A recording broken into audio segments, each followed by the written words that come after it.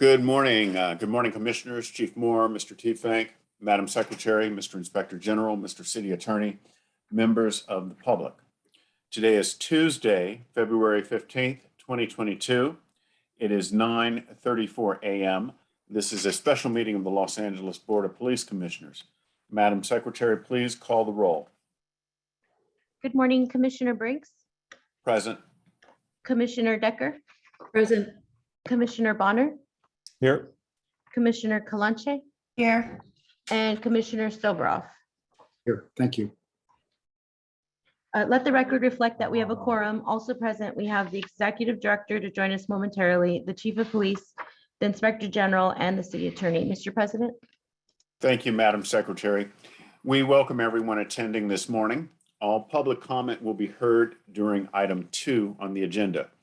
We will dedicate a total of 45 minutes to public comment. Members of the public will have 1 minute per agenda item for a maximum of 2 minutes total. At the request of the speaker will be given 1 additional minute for general public comment for a maximum of 3 minutes total. Members of the public who participate in public comment are reminded that they can speak to any item on the agenda or a matter within the jurisdiction of the Board of Police Commissioners. Public comment is your opportunity to address the board, so you are free to express your opinion on matters before the board and to generally express when you disagree with other opinions expressed. However, directing your comments to other individuals who have spoken or attacking others who have expressed their opinions shall be deemed off topic and your public comment period will be concluded. Members of the public, if you choose to participate in the public comment portion of the agenda, you can participate in this meeting in one of the number of ways that are outlined on the agenda. Before I turn to item number 1, the report of the Chief of Police on the agenda, I want to remind everyone that this month is Black History Month, a month that we celebrate the contributions that Black Americans have made to this country, from science to art to sports to theater to law to medicine. And today, we will have a presentation from the Association of Black Law Enforcement Executives, as well as the National Organization of Black Law Enforcement Executives and the Oscar Joel Bryant Foundation, all of whom will talk about the contributions made by Black Americans to our city of Los Angeles to keep it safe and public safety. In addition, item 4B that is currently on the agenda, the Inspector General's report on non-categorical use of force investigations, will be continued until the March 1st meeting of the Board of Police Commissioners. With that, good morning, Chief, and we look forward to hearing your report. Good morning, Commissioners, Mr. City Attorney, Inspector General, Mr. T-Fank. As I do each week, I'm going to talk about a COVID update, significant events, our crime and personnel strength. Regarding our COVID update, we continue, as the region does, to improve in regards to instances of new positive COVID cases. This past week, we had an increase of 37 individuals that were COVID positive. Approximately 50% of those are vaccinated, and I'm happy to report that we had 1 individual released that was previously hospitalized who was vaccinated from COVID. We, however, still have 1 long-term hospitalization from COVID, has been hospitalized now for some 8 months.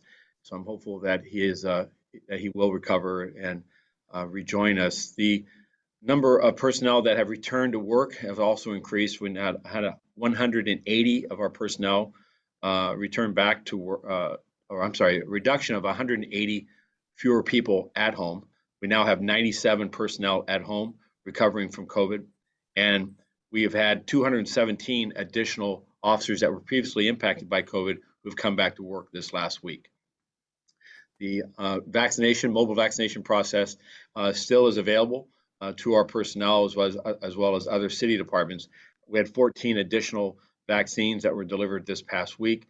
Those are primarily the 2nd and 3rd doses of the vaccine. Next area we'll report on is the number of significant events. I'm going to frame the NFL experience, which just recently concluded our last 10 days of our work in regards to the Super Bowl week. and here in Los Angeles. I'll also speak about our parade preparations for tomorrow and cover an incident involving a serious collision involving 3 of our officers Sunday night, early Monday morning, and then finally a law enforcement related injury incident that happened in Newton. First, regarding this Super Bowl week that we've seen here, very proud of our personnel. This has been an organized effort that's taken more than 2 years for this city and this region to host the Super Bowl number 56. The occasion which we enjoyed also serving as a venue for our Rams to be one of those teams, and for that Rams victory that we saw Sunday night. And the delivery of the safe and secure and enjoyable experience that the NFL Week presented for the downtown LA area, as well as a number of sanctioned and unsanctioned NFL events. We also focused enforcement efforts in 2 primary areas. One, human trafficking, with the increase in mega events drawing individuals who exploit primarily women and young people in issues of prostitution and in issues of child exploitation. We had a total of 179 arrests. Our work was a joint effort between ourselves, the Sheriff's Department, as well as Department of Homeland Security. Of those 179 arrests over a 9-day period, 89 of them were enforcement of street prostitution. 70 were for out-call, in-call operations. Those are for the public's awareness. Those are instances in which commercial sex trade goes to hotels or other venues or arranges for individuals who are engaged in acts of prostitution to come to their location. Our outreach and work there also identified 14 arrests for pandering, individuals that facilitate or orchestrate or organize this sex trafficking. We also arrested 6 individuals that were attempting to procure services, sex services, and also was a recovery of a gun from one of the individuals that was involved in a pandering arrest. The other area that we addressed is counterfeit merchandise, a much lesser matter of concern, if you will, but nonetheless one that we see here at these major events where illicit activities of counterfeit merchandise and efforts that do have a detrimental effect on our retailers and on organized people who do play by the rules, if you will, that on our efforts with this counterfeit merchandise enforcement, our joint task force went to 11 different locations, involved 5 arrests, recovered more than 1,000 items, and a value of more than $120,000.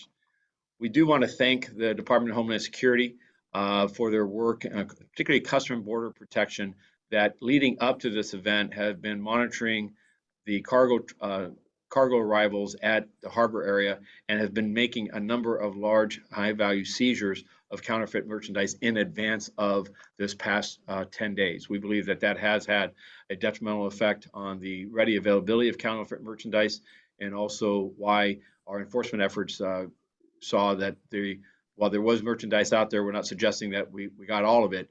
We think that it was much more reduced this year than it has been in prior mega events. The other matter is over the past 10-day period, we saw the Super Bowl NFL experience in the downtown area. There we had hundreds of officers that provided for a secure, safe, and enjoyable environment at our LA Convention Center. And over the course of the event, more than 85,000 people were in attendance. The event was without any incidents of arrests involving disruptions or any type of crime there, other than one individual who attempted to take advantage of a reporter who had left some recording equipment nearby and took that, and that opportunist was identified by people on the perimeter and was arrested the next day. So it was a safe, secure event. We think that our officers, as I walked it and enjoyed it on more than a couple occasions, the encounters I had with our uniform officers, is that they also were enjoying a very festive crowd, a crowd that was happy to see them, that took many pictures and wanted to join in support of their mission to keep them safe, but also to enjoy this NFL experience, which for many is a once-in-a-lifetime encounter and opportunity. This, of course, moved us into Super Bowl Sunday. There were added uniform deployment across the city, substantially increased. We wanted to ensure that as the Super Bowl experience happened, that those who chose to celebrate in a responsible way were not interfered by those that wished to mar the experience by some type of disruption or violence. I'm happy to report that by the most part, that's what was achieved, with two exceptions. We continue as a region to be plagued by street racing groups. These that roam this entire region, not just Los Angeles, but roam the Southern California area. But I'm happy to report that our street racing task force that was out was able to make a number of arrests and impounds, as well as citations for those that wish to disrupt if you will, the events and our neighborhoods. We saw street racing on both Saturday night and Sunday night congregations or groups in South Los Angeles. The efforts there to impact them did move them out of the region and kept them from moving to the downtown area, which our intelligence led us to believe is where their destination was. On Sunday night, similar events, this time beginning in South Los Angeles, moving east into the Compton area and other parts of LA County, and then some events at a smaller scale up in the San Fernando Valley. Again, officers that were already on patrol and a highly visible presence were able to impact those groups in both instances, deter their actions, and saw many of them leave the area with the added presence of LAPD. The other matter that was distressing, though, was that in the aftermath of the Rams win, and with large congregations of people downtown area, we saw people flood out of the bars and taverns and restaurants and into a celebratory mode on the sidewalks and even into the streets, which we understand. And our efforts Sunday night were to facilitate those whenever possible. However, we did also see groups of in the first instance, 200 to 300, and as they took the streets and we celebrated them, we allowed them to have the streets, if you will, for a period of time, and then an individual began doing donuts in the middle of the street at Olympic and Figueroa, and was posing an imminent risk to the crowd and onlookers. Officers interceded, arrested that individual, and found a loaded handgun in the passenger compartment that we believe posed a serious risk to the public and by his presence. That group largely dispersed, and yet another group formed nearby that became more raucous and turned into violence, where they overtook two MTA buses and began graffitiing those buses. Additionally, they entered into the streets and used fireworks, pyrotechnics, some of them aimed towards or directed towards our officers, as well as other projectiles. Our officers responded, I believe, in a very measured and orderly fashion, dispersing those groups. However, it did take some time for that to be accomplished. The challenge our officers had in this effort was that there were a number of personnel that were simply there as revelers, as people to celebrate a moment of a Rams victory, a historic win at the Super Bowl. And unfortunately, their continued presence was intermixed with those individuals that were bent on acts of violence, including a burglarizing of a jewelry store at the 7th and Broadway location. So our efforts of our officers was to intercede that and to disperse those groups. That effort largely concluded by midnight on Sunday night, Monday morning, and followed the detention of some 60 individuals. Determination was made to release those individuals rather than to pursue arrests, because by that time, the remainder groups had all dispersed, and the individuals that we had detained agreed to leave the area. Again, I'm proud of the work of our people. There were no reported injuries to officers, despite the projectiles that were thrown, nor were there any reported injuries to any revelers or others that were present there.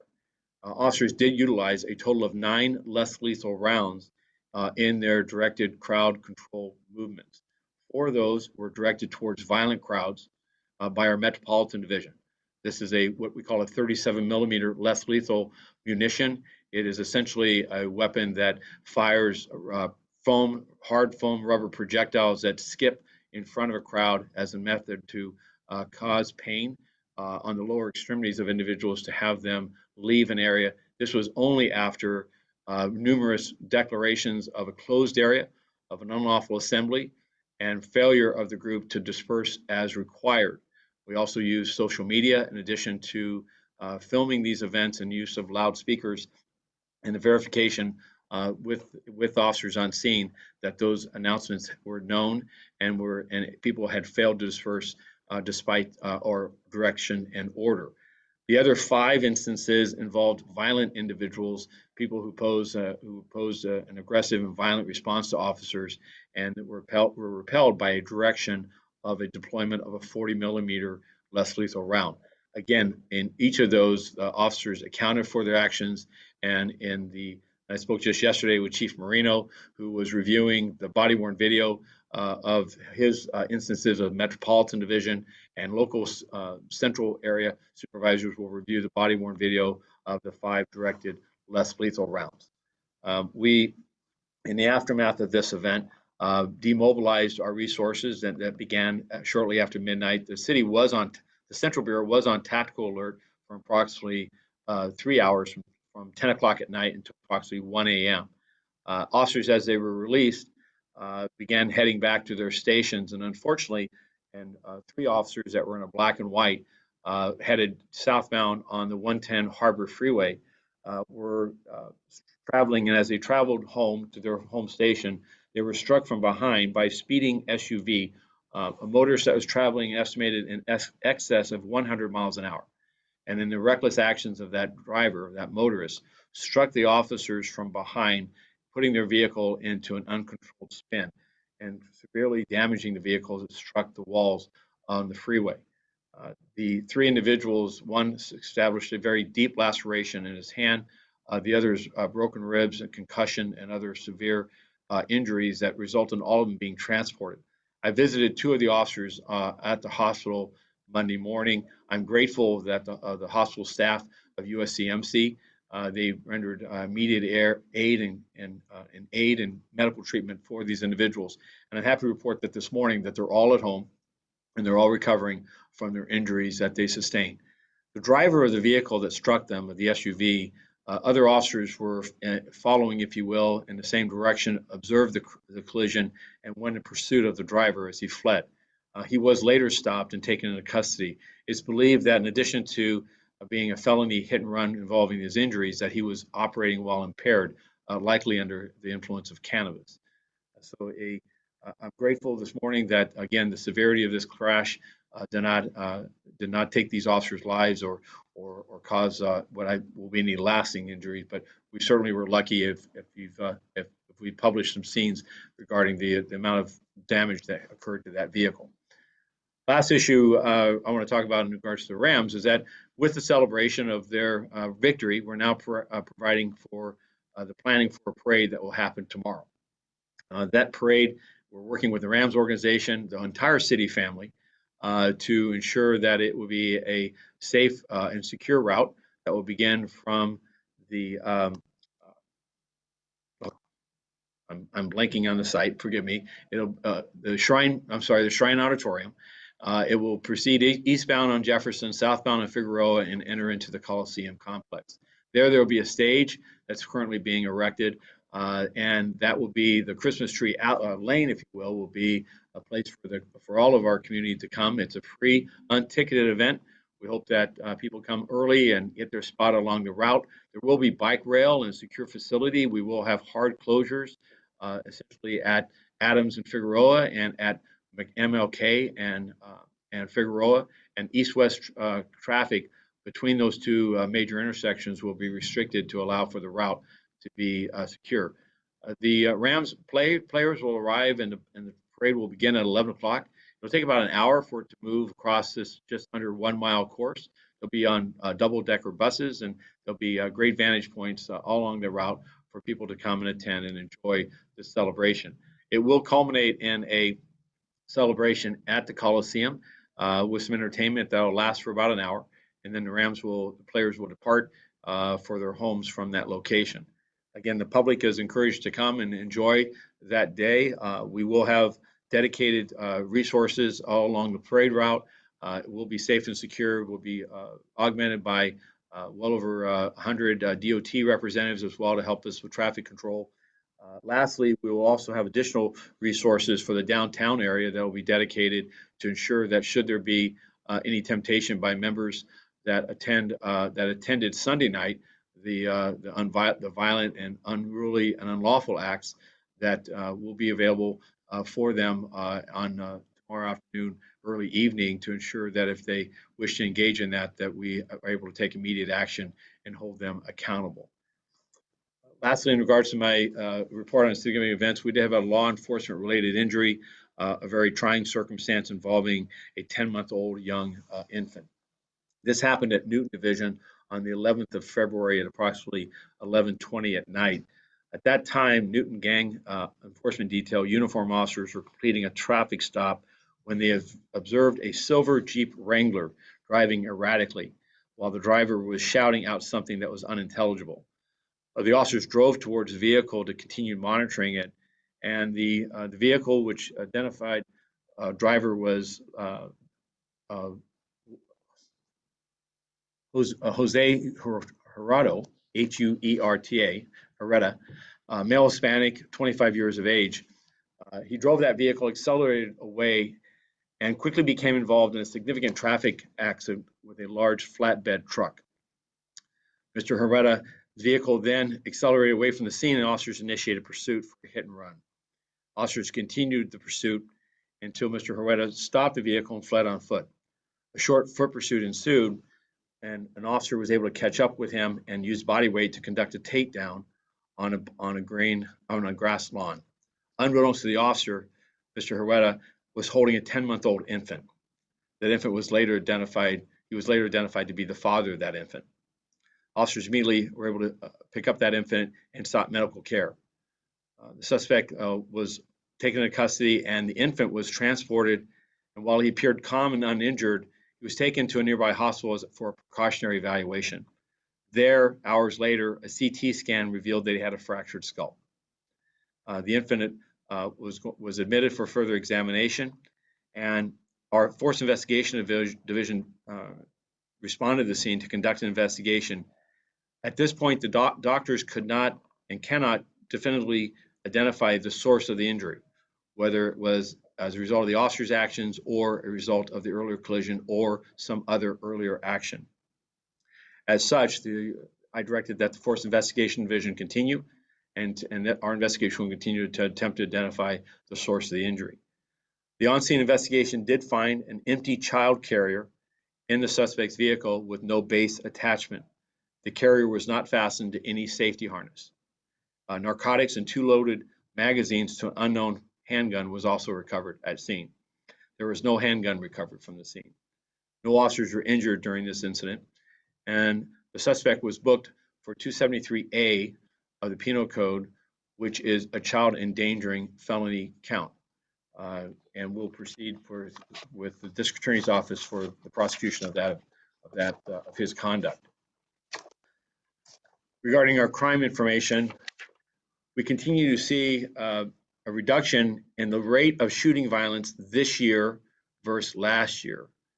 It has tightened a little bit over this last week, but we have 11 fewer homicides this year versus last, and we have 34 fewer victims shot. So while, and I'm encouraged by this development, when we look at the fewer shooting victims, including homicides, we do see instances of fewer persons experiencing homelessness. There's 5 fewer homicides involving victims of that classification, and gang-related homicides are also down.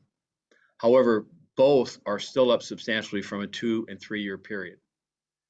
The second area I want to comment on is we've done some further analysis on our robberies year to date, which stand at a 17% increase as of the 12th of February. And that increase is the largest increase is actually in Valley Bureau with a 31% increase.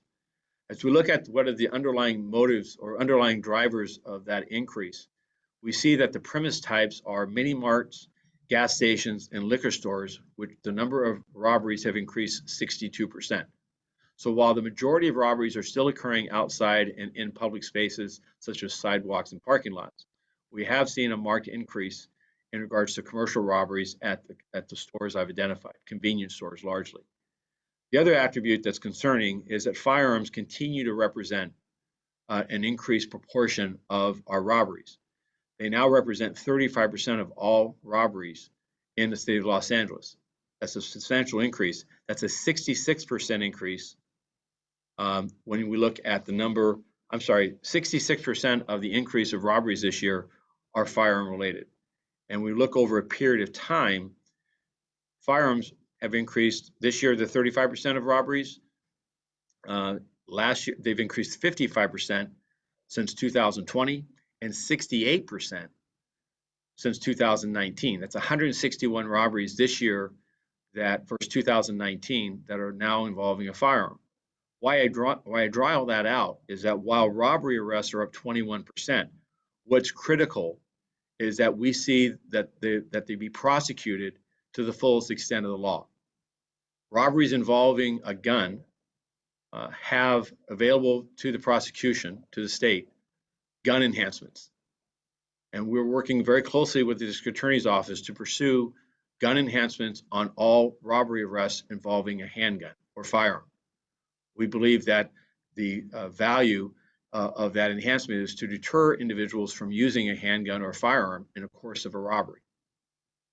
Secondly, we're targeting our efforts with Metropolitan and our area detectives for people possessing firearms, because we believe that those individuals that while they may have not been captured in a robbery arrest, but identifying them carrying a firearm and in the course of our investigation are individuals that have the potential of using that firearm, whether it be during a robbery or against as an aggravated assault or other act of violence in our neighborhoods. So as we move forward, of course, trafficking of guns, there remains far too many guns in too many hands, will be an effort of the department. But I want to draw particular attention at this early juncture that firearms are representing not just shooting violence, but also this growing area of robberies, and that their involvement in that, we are asking for all of our criminal justice partners, including the courts, to bring the full weight of the criminal justice system against these individuals to deter others from engaging in similar conduct. Lastly, in regards to personnel strength, since the last report by last Tuesday by Chief Grimaldo, there's been no change in our deployed strength. Our numbers are 9,521 sworn personnel, which is approximately 185 fewer personnel than our budgeted amount, 2,686 civilian personnel, which is 156 below our authorized strength. Our reserves stand at 399. That concludes my report. I appreciate your patience. Thank you, Chief. Before I open it up to comment from other commissioners and or questions, I do want to say that on behalf of the Board of Police Commissioners, thank you and your staff and all personnel for keeping our city safe during Super Bowl week, keeping our citizens and the visitors who came to the city safe. You, the department, as well as all law enforcement personnel that participated in this, did an outstanding job for our city. And hopefully the same will hold true in the upcoming events that we have in this city. Thank you very much. The only comment that I will have on the law enforcement related injury is that I certainly hope that the infant makes a full recovery. With that, I'd like to open it up if there are any commissioners who have questions and or comments. Commissioner Soboroff. Sure. President Briggs, further on what you just said, just a few days before the Super Bowl, I had an opportunity to go to 2 different command centers. And I got a feeling based on what was being done in preparation that things were going to be safe. And what I was interested in was, what about the people that were coming to Los Angeles for the game? What was their perception of, is it going to be safe here? Are people going to be nice? Am I going to have a good time? And so I spent a couple of days talking to people from Cincinnati, from the Midwest that traveled here by land, by air, by sea. Not all were able to go to the game, but were just around. And uniformly, the response was, I feel safe in Los Angeles. And the thing that made me feel the best was they said people were treating us great. People were friendly to us. It was just a great experience. So this idea of fear mongering, don't come to LA, don't this, was totally misplaced here. And I was, that was a feeling that I had. I'm glad that these visitors felt the same way. I think that this was a great moment for Los Angeles as a community, a great moment for our people, and thanks to a lot of people, but including the preparation that law enforcement all over and the community all over took. Thank you, sir. Thank you, Commissioner Sobroff. Commissioner Decker. Yes, thank you, Commissioner Briggs. Certainly, I want to join in congratulations to the city when a major event is put forward and so many eyes are on our city. We were able to put the best foot forward. So thank you, as my fellow commissioners indicated, to everyone who worked on that and everyone within the LAPD. But Chief, two things, if I might. First, I'm happy to hear about the officers who were injured and their recovery. That is certainly good news. But I'd like to turn your attention, my questions are on the human trafficking enforcement, Chief. And I appreciate hearing the statistics. It's very important that we make that public. But I have a number of questions on this, Chief. First, the number of arrests, I believe you stated was 179. And Chief, just to put that in perspective, if you could, in context, I take it that number is larger than on the average week here in Los Angeles, that a major event like the Super Bowl absolutely required, and the enforcement actions that took place, the additional efforts, but this is not a normal week in Los Angeles. Is that correct, Chief? You're on mute, sir. Sorry, got to do it once. I don't have the numbers in front of me, but I can get them and get those reported to you. But this is a higher velocity than what we would normally see in these are targeted investigative efforts. Thank you, Chief. And Chief, if you could as well explain the department's efforts, law enforcement's efforts to work with organizations that assist victims of human trafficking, some of whom we've had come before this commission each January. So the 4 rescues that were occurred as part of our investigative efforts are of individuals that were engaged in sex trafficking. They themselves were being trafficked for purposes of individual greed, if you will. The outreach and engagement of survivors organizations were part of this task force and actively engage in an effort to each encounter with the person engaged in, whether it be an out call, in call, or street work, is to work with them to bring them out of that engagement and to give them shelter, give them services, to give them the ability to transition out of this very dangerous and deadly work, if you will, to also offer them protection. Many of these individuals, if not most, are operating under duress, threats of not just emotional abuse, but physical violence. And these task force operations are meant to give them safe haven. Now, it's unfortunate that building that trust and building that relationship many times is something that's difficult to do at the moment in which our undercover operations come in contact with these individuals engaged in this activity. So that's where it's important that the ongoing work of our outreach organizations, that they come and do follow-up work. These are arrests. These are matters many times that these individuals are cited and released. But the opportunity to meet with an outreach worker, with a service provider, both then and then the follow-up work, we're very supportive of. And we would look to not just that one encounter in which to have that opportunity, but as the case moves forward, to find off-ramps so that people can move away from this this lifestyle or this engagement of this trade and be recovered, if you will, and rescued from those that are marshaling them in what I consider human slavery. So this task force was not just enforcement. It was an effort, and while the numbers are small with only 4 rescues of the total number, I'm encouraged that there is evidence that the rescue efforts were pursued, and I'm also encouraged that over the course of the weeks ahead is that those efforts can continue. Thank you, Chief. Commissioner Briggs? Thank you, Commissioner Decker. Are there any other questions from the commissioners? Commissioner Bonner. Let me defer to Commissioner Kalanche. I saw she's jumped in. Are you Commissioner sure? Kalacha? Mine will be super quick.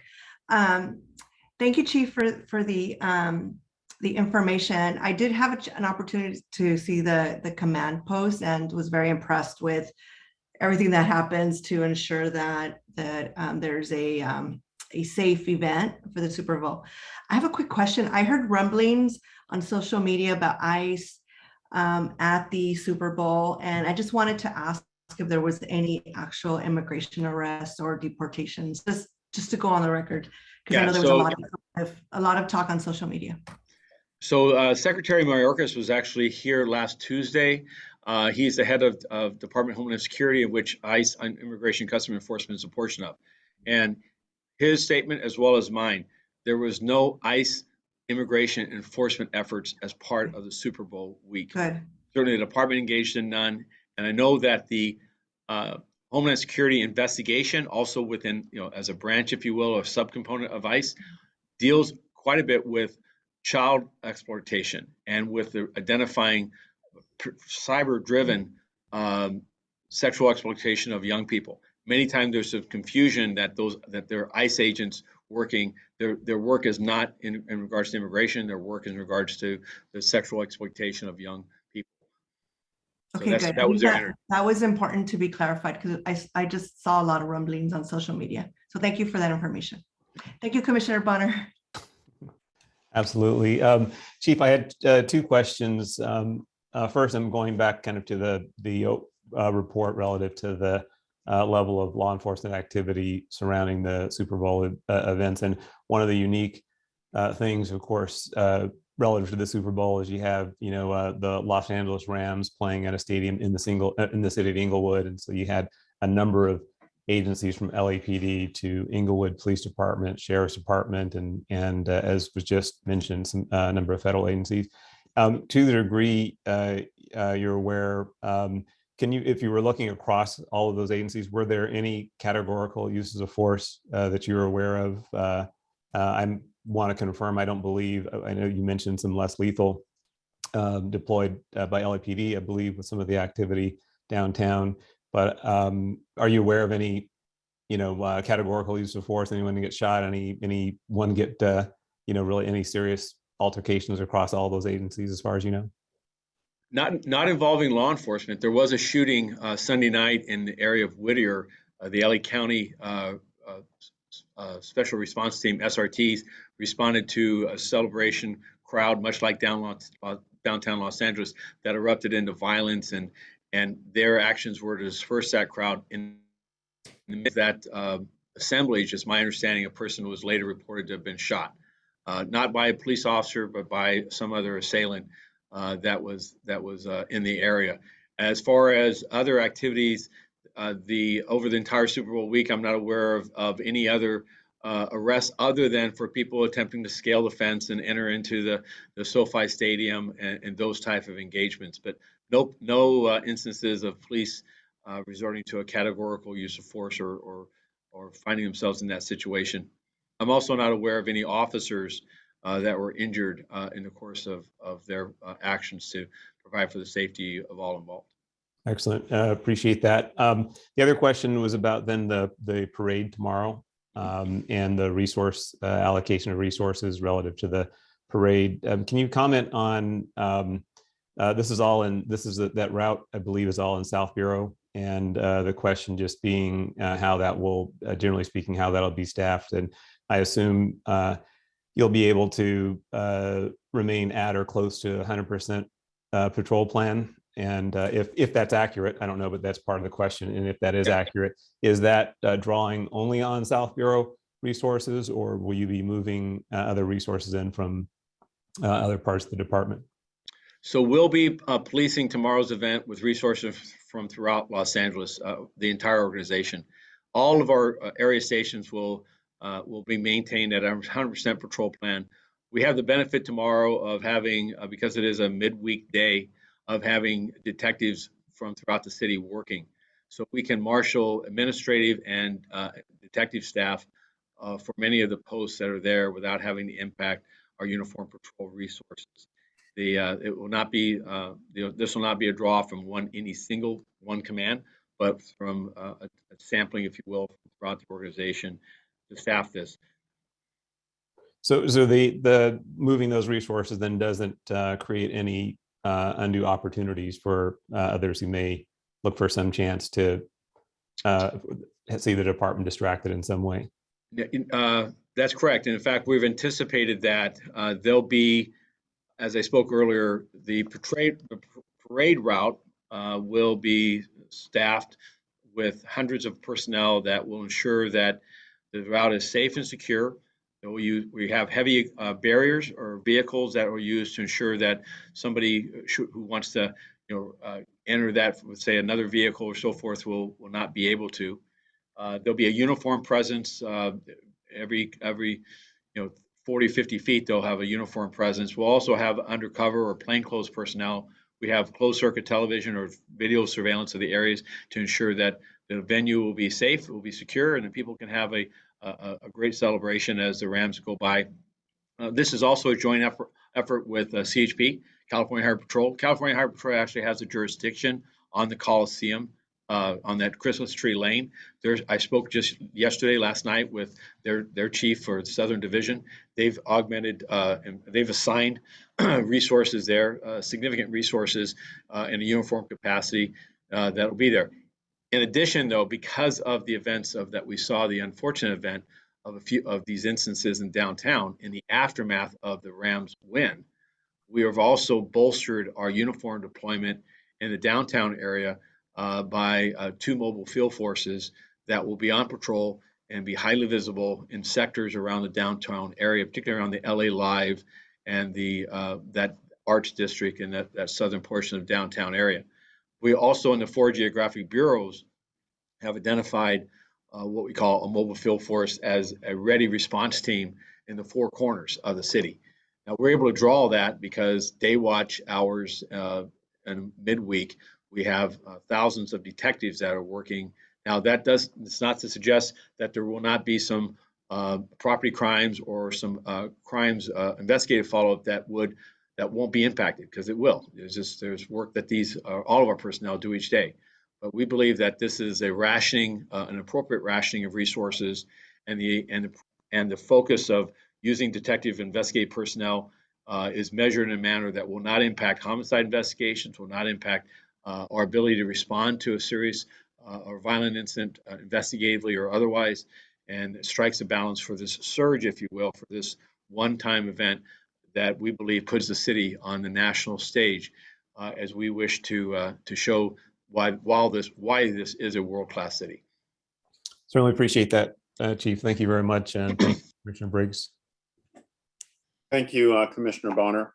At this time, there being no further questions for the Chief of Police, we can move to public comment period, item number 2 on the agenda. Madam Secretary. Okay, our first speaker is Jason R., followed by Bill. All of them, Becky. Okay, 3 minutes. So I wanted to start with last week. Decker, you said I was violating the rules, and today I'm going to speak on how this commission violates its own rules during the public comment period. So Briggs doesn't allow the full 45 minutes of public comment. In fact, I've cracked your code, Briggs. You see, Briggs and this commission either take 15 callers or wait for 45 minutes to pass after the public comment period has initiated. But there is no account for you cutting off callers, Becky coordinating the unmuting of speakers, and things of that nature. So this isn't just a theory. I went back to previous public comment periods to expose this. On February 1st, there was only 39 minutes and 22 seconds of public comment period allowed, with 15 callers total. On February 8th, there was only 40 minutes and 39 seconds of public comment allowed, with 16 callers total. But you cut me off for 30 minutes, so I'm assuming that's why you gave another spot. In fact, Briggs has on numerous occasions notified Becky that this will be the last speaker. But when the last speaker doesn't utilize the full 3 minutes allocated to them, that time should be put back on the clock and another speaker should be allowed to speak. Anyone that listens in and tries to speak during this period has come to the realization that this commission curates it. They prioritize pig-friendly speakers like your loyal CPAB co-chairs. This commission has been and continues to be committed to taking time away from the members of the communities most affected by policing, and I'll note are by far the most knowledgeable about the real-world effects of the matters before the board, about the terror inflicted by the LAPD in their neighborhoods, and are the only people that can claim to be the citizens' voice in police affairs, unlike this commission.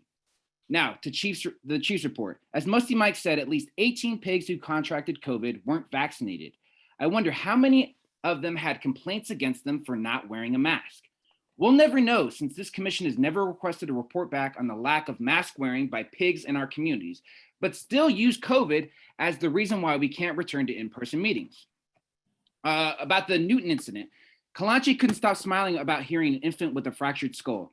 More, the baby's fractured skull was a result of the officer's actions. Since your officer tackled him using what you called his body weight, how do you not know someone is carrying a baby? I mean, goddamn. Let's talk about Twitter. The LA Police Commission will tweet out all sorts of propaganda. Briggs, we know you're running it, and not one thing, and you don't post one thing that is critical of the department. I wonder why.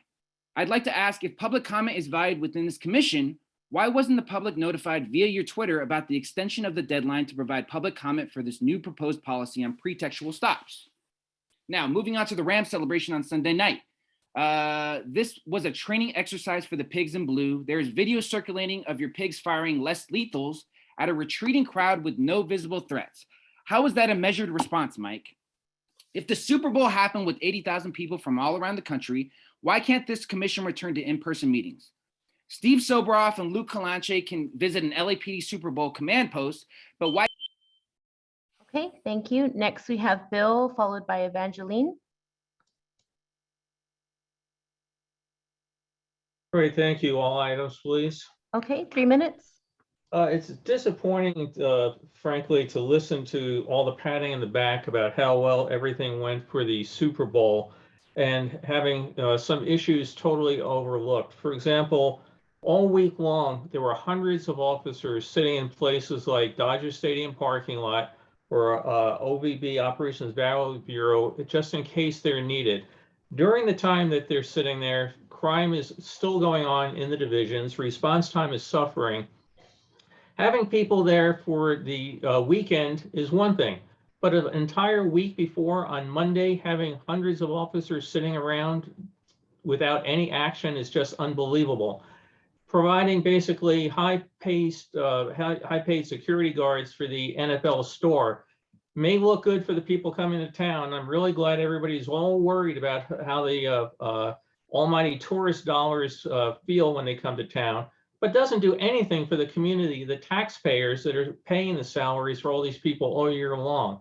Keeping them sitting there didn't do anything for officer morale. The officers I talked to were really upset knowing that things were going on back in their home divisions, and they were sitting in parking lots just counting birds flying by because they had nothing to do day after day after day if they're being deployed down there. It's also very frustrating to see that you did things like the 2 MTA buses being damaged.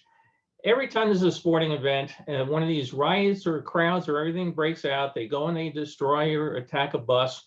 Why, with all the planning, knowing when the game is going to end, that 10, 15 minutes before it, people did make the decision, why don't we keep buses out of this area? Why don't we, it's basically a good thing too to let the crowd not have giant vehicles rolling through them, even if they weren't attacking them. So how on earth you let that go? Again, everything went really great. Everything went really well, except for the half a dozen people who owned stores that were looted. That probably didn't go too well for them either. In talking to officers this past week, morale is at an all-time low that I've seen in the many years I've been associated with the LAPD. I've suggested before, and I'll suggest it again, that the police commission needs to take an independent survey that the officers can speak without fear of reprisal and let them know what is going right and what is going wrong. Officers I speak to are happy with their own local commands, but are at a total loss of things coming out of downtown, such as the deployment this past week the issues with the change to the pretext stop policy, others along that particular line. So many arrests are down, crimes are not being reported because people are just not taking action because they don't feel they're going to get backed. I thank you and I yield my time. Okay, thank you. Next, we have Evangeline, followed by caller ending 3146. All items, please. Okay, 3 minutes. First of all, I want to thank all the officers for keeping our city safe during and after the Super Bowl. These officers risk their lives every day, and we just thank all of them tremendously, and we stand by you guys. The crime statistics on the agenda won't open up again. This is like 2 weeks in a row. It won't open up on the agenda. And also the Voices for LAPD letter was not listed, even though it was submitted before the 5 p.m. deadline. Chief Moore, 2 weeks ago, you said you will discipline every officer who does not wear a mask. What does that discipline entail? And are you going to discipline yourself for not wearing a mask when you met with Milwaukee officer? This picture of your maskless face can be found on LAPD headquarters Facebook page. You are a hypocrite and people see it. Will you also discipline your boss, Mayor Garcetti, who was maskless at the Super Bowl? Oh, that's right. It's okay because Garcetti was holding his breath again. Chief Moore, if you and other politicians and elites can go maskless, then leave our officers alone. Let officers make their own health decisions, just like the over 80,000 Super Bowl attendees at the SoFi Stadium. We anticipate more parents and students will practice civil disobedience against these tyrannical mask and vaccine mandates at schools across Los Angeles. It was upsetting to see LAPD officers assist Principal Sharon Weir at New West Charter School kick students off campus because they didn't get the shot. LAPD stood there to protect this principal while she ordered parents and their children to immediately leave school grounds. The officers on hand did not seem to care much about the rights of the children being violated. Do not cross this line, one sergeant says, per the video footage. Children also have a right to life, liberty, and the pursuit of happiness. They shouldn't be segregated behind barriers or not allowed to attend class. They were denied chairs and the use of a restroom. Board of Police Commissioners, will you investigate possible corruption between Chief Moore and Councilwoman Monica Rodriguez? Again, why is the chief granting her request to move our slow? You need to dig to the bottom of this.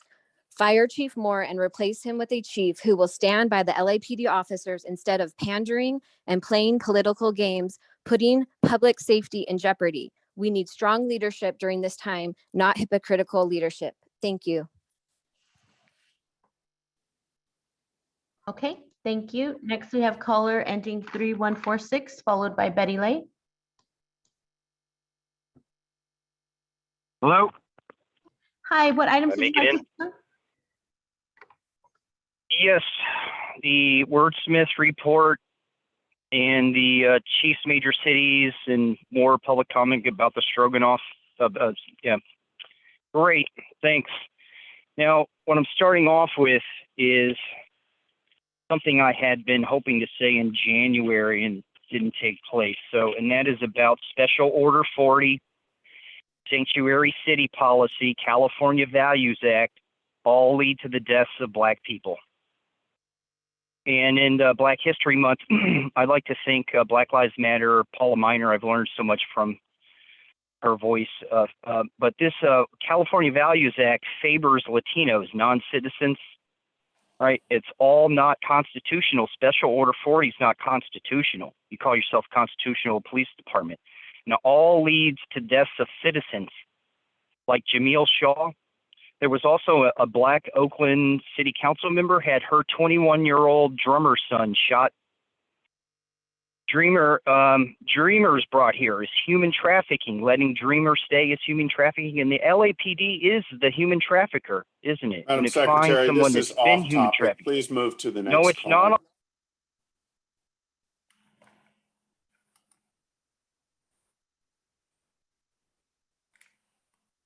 Please move to the next caller. Thank you. Okay, next we have Betty Lay, followed by Steve Rogers. Hello. Hi, what items did you like to speak on? Chief's report, 2 of the agenda items and public comment, please. Okay, 3 minutes. Okay. First off, I appreciate the chief's report. I also would like to offer my prayers for the recovery of those 3 officers that were injured in the collision. I support agenda items 3A and 4D. And I'm still pushing to find out when we're going to be transparent about this Bluestone.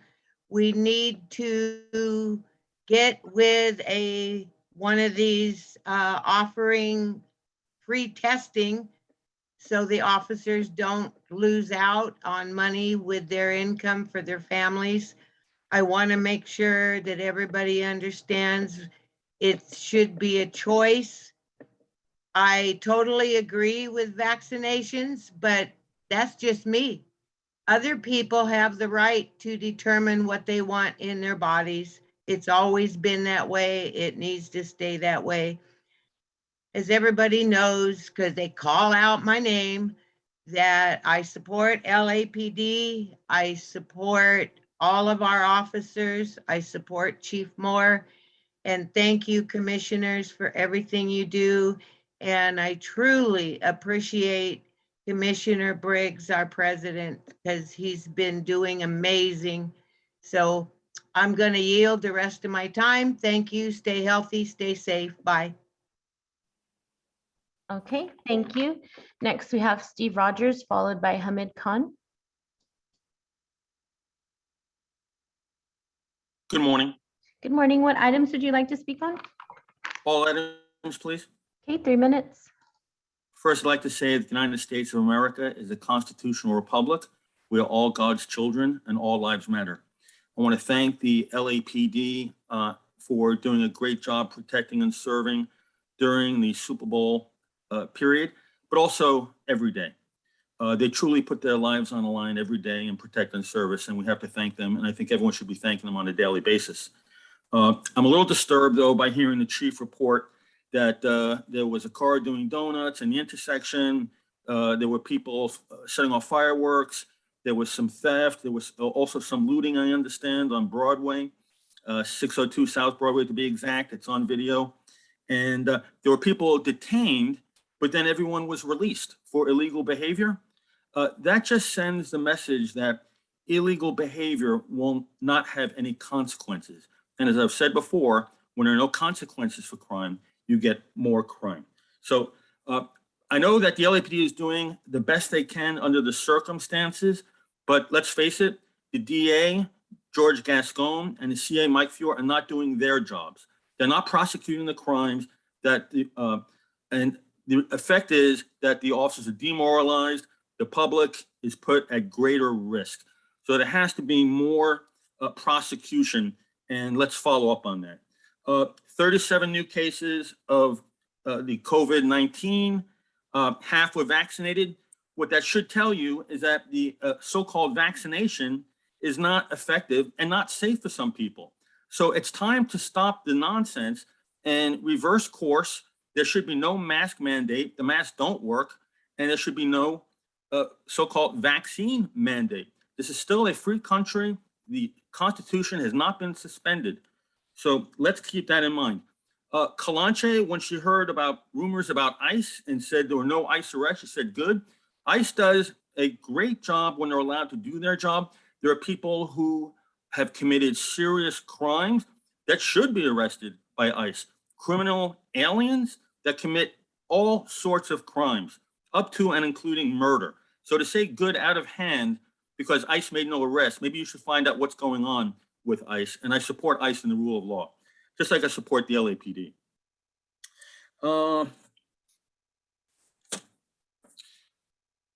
Pretext stops, investigative stops, they are an important tool. We keep asking for the demographic information on who are the suspects committing crimes in our city.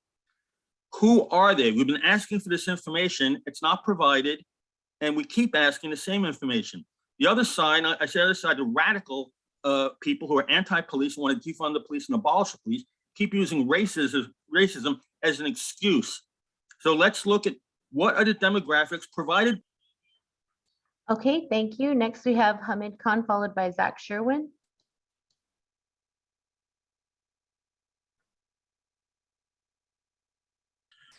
Hi, can you hear me? Hi, yes. What items would you like to speak on? All of them, please. Okay, 3 minutes.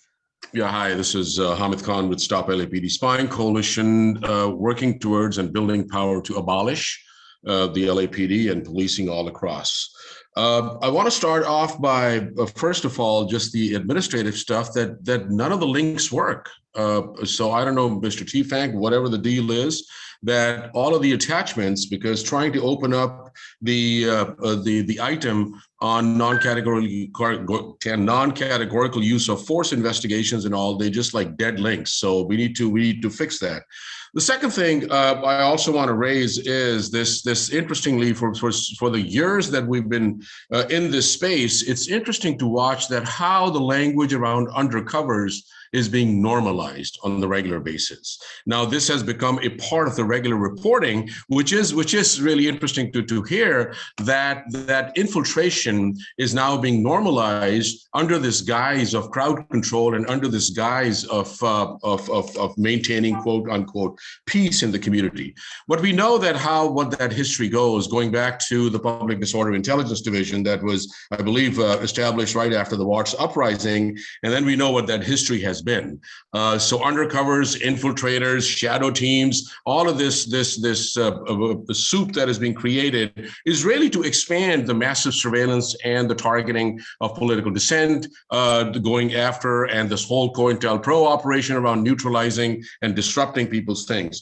Which takes me to the pretextual stops and the whole facade of reform. I want to direct attention to the report that we released in November 2021, Automating Banishment, the Surveillance and Policing of Looted Land, which examines the role of police reform. But it goes back to the history of policing as well, that modern policing, and I quote, modern policing incorporates tactics honed during ongoing settler colonialism, genocide, and enslavement. LAPD fuses military counterinsurgency methods with the anti-Black subordination of broken windows policing, stop and frisk, the Zero Tolerance Safer Cities Initiative, and Skid Row, the Suspicious Activity Reporting Spy Program, Metro units proactively hunting people across South Central, and gang injunctions and databases. Predictive and data-driven policing are the latest form of those harms. The purposes remain the same, speculatively criminalizing our identities, banishing us from our homes, and gathering intelligence to control us. So this whole facade of shadow teams and this whole bullshit about undercovers, Bonner, I mean, I guess you're the only one who maybe even listens to these things as well, is critical to understand that what that history has been, how it destroyed lives, how, just the whole political landscape of this city was so much driven by all of that kind of policing. So we completely reject any element of reform, but that's because that's the smoke and mirror that we are dealing with. Okay, thank you. Next, we have Zach Sherwin, followed by T. I'd like to speak to all the items on today's agenda. Okay, 3 minutes. Chief Moore, 2 weeks ago, you told us that you weren't going to tolerate officers not wearing masks and that there would be disciplinary consequences. And last week, in your absence, Chief Grimala told us, and I quote, "See something, say something applies to everything, to all crimes within this city." And then she also said, quote, "The tips, the leads, the anonymous information through WeTip, Crime Stoppers, even stopping an officer on the street is what leads us on a road to success."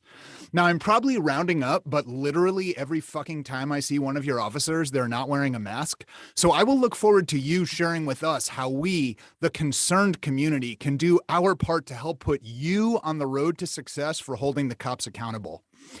Masks, whatever. I've given up long ago, but here's what I think is interesting about all this.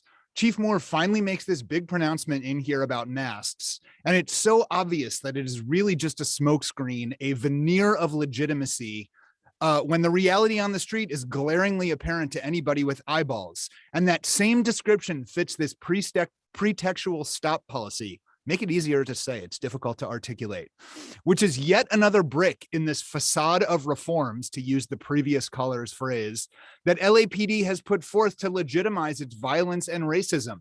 Instead of restricting or limiting the racist stops that are beyond dispute a reality in this city, what this policy would actually do is give officers a lane to keep behaving in the same abusive ways, but now with this veneer of legitimacy.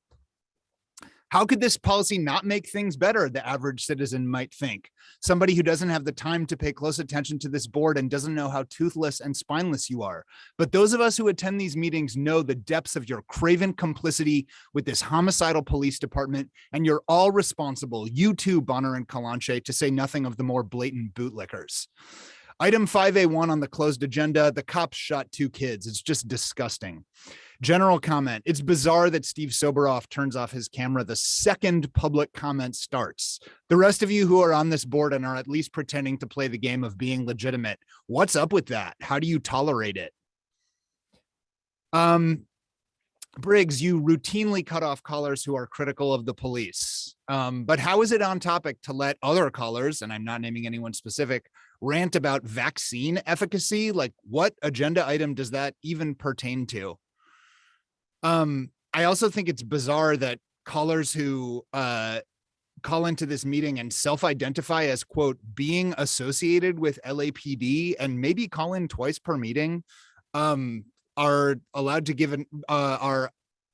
get time when members of the community who are impacted more directly do not. I'd love to keep telling you that you're hypocrites, but I have to go buy some oranges and green vegetables so I don't get scurvy during my upcoming sea voyage to Cincinnati. I'll yield the rest of my time. Okay, thank you. Next, we have T followed by Blue. Hi, can you hear me? Hi, yes. What items would you like to speak on? All, please. Okay, 3 minutes. First off, remind y'all we're on stolen land. This is Turtle Island. Power and strength to all the families impacted by police violence. Over 650 have been murdered by law enforcement over the past 7 years, and 0 have been held accountable in Black and brown communities. Onto the chief's report. I want to start off with Gramala's report last week because I didn't have time. Pretty disgusting how she raised, y'all should keep Black History Month out of your mouths because, you know, police were founded in slave catching. That's your all's history. Y'all, your foundation was in enslaving and catching slaves. So, and you continue to kill in Black and brown communities. So how y'all could uplift Black History Month is really, and her interpretation of Black History Month was acknowledging the first Black police officer, because y'all were founded in white supremacy. And her example was the one Black officer that had actually been accused of a sexual misconduct or crime, but was later dismissed. And that was her best example for Black History Month, where Black people have given y'all everything. Study ancient Kemet. You'll know that you've been given everything by Black people. Your history, your science, your mathematics, your agriculture, your astronomy, your music, your everything. So study your real history. On to agenda items. No need for pretext stops because we know this is a racist institution. The predominantly you target Black and brown, Hispanic people and indigenous people. So no to pretext stops, no to chokeholds. Let's move on to agenda items where you ask for donations for everything. No more money. Police do not keep us safe. You went on and on about the Super Bowl, how y'all keep us safe. You don't keep us safe. Y'all show up after the fact, after something's happened, and you know, resources keep us safe. Y'all eat up 3.8 billion a year. We need that money for housing and healthcare and mental health service. Stop showing up for mental health because all you do is kill our folks. On to the gentleman that you chased that ended in a 10-month-old fracture of a skull, because every time y'all chase someone, it always ends up fatal. Somebody being killed, ran over, and I'm pretty sure you're all responsible for that child's skull being fractured. How freaking disgusting. Stop chasing people like it's the Wild West. Stop shooting our people like it's the Wild West. Fire Chief Moore. Dismantle and abolish this evil force because y'all cannot be reformed. Abolish the police. Fire Chief Moore. Abolish the police. Black Lives Matter. Okay, thank you. Next, we have Blue, followed by Baba Keely. Good morning. Can you hear me? Good morning. Yes. What items did you like to speak on? All items, please. Okay, 3 minutes. Okay, first I want to say thank you to all the police officers. Chief Moore, thank you for having them deployed out there to keep us safe. No, we will not abolish our police. We will keep our police officers in our communities.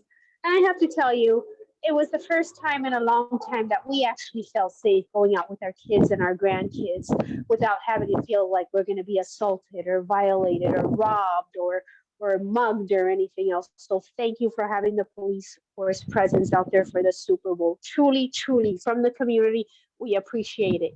Yes, you can support your community and police officers. You can actually do both, which is what we do in our community. So Chief,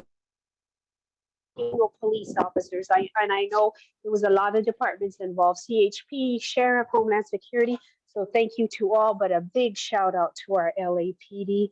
You are heroes. No, you are not racist. No, you are not murderers. No, you are not killers. You actually, make our communities a better place to be, since right now we have a district attorney who is not enforcing enhancements or anything else. We are in a critical time in Los Angeles. We are in violent times right now. So people need to stop blaming LAPD for, not doing their jobs. They are doing their jobs. But when these criminals are out in 2 or 3 hours, it's pathetic. And Chief Moore, just so you know, we have a force behind us in the thousands that we are a silent force. We are a silent army, but we are there. Whether it's to recall Gascon or anything else supporting our LAPD, we are there. We are just quiet, but trust me, we are powerful. Yes, gun enhancements need to be added on to these violent offenders, gang enhancements. And, until we get back to the LA that everyone knows and loves and feels safe, with this district attorney and mocking our system and our city, it's not going to happen until he's gone.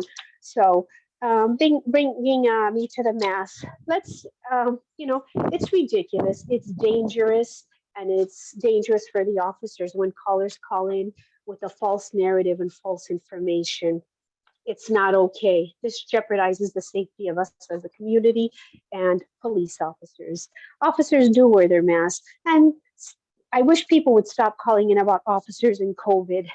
We have thousands of LA Unified School District students and teachers and staff that are out with COVID. Guess what? They're all vaccinated. They're all vaccinated. It happens. So let's stop accusing our police officers of not being vaccinated, of getting COVID. So vaccinated people are getting it too. So let's stop with this nonsense. Thank you, LAPD.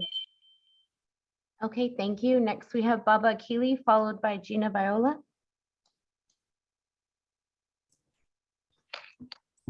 Yes, police report and general comment. Okay, 2 minutes. As we acknowledge Black History Month, when I was growing up, it was Negro History Week. And I want to remind us that it's been Black death at the hands of police and white supremacists that caused many of us to move to Black liberation and uplift real Black history. The LAPD has a history of harassment, brutalization, and killing Black and brown people. And because of the constant pressure of Black Lives Matter LA and other progressive groups, LAPD has been forced to be somewhat more transparent. BLMLA has been demanding an end to all stops, all pretextual stops. They are racist and have resulted in continual repression and murder of our people.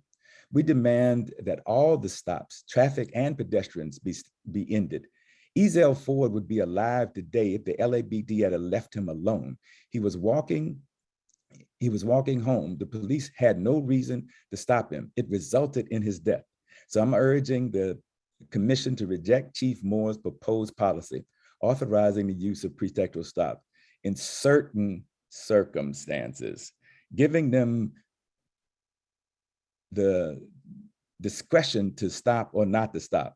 While claiming to restrict or limit these stops, the policy, in fact, spells out how officers can continue to do the same and abusive behavior. It's the same song with a different melody because of the racist results that LAPD data shows. We didn't make this up. Your own data shows this. And the impact on Black and brown people, we are calling for an immediate end to all stops. I yield the rest of my time. Fire Chief Moore and defund the police. Okay, thank you. Next, we have Gina Viola, followed by Nini.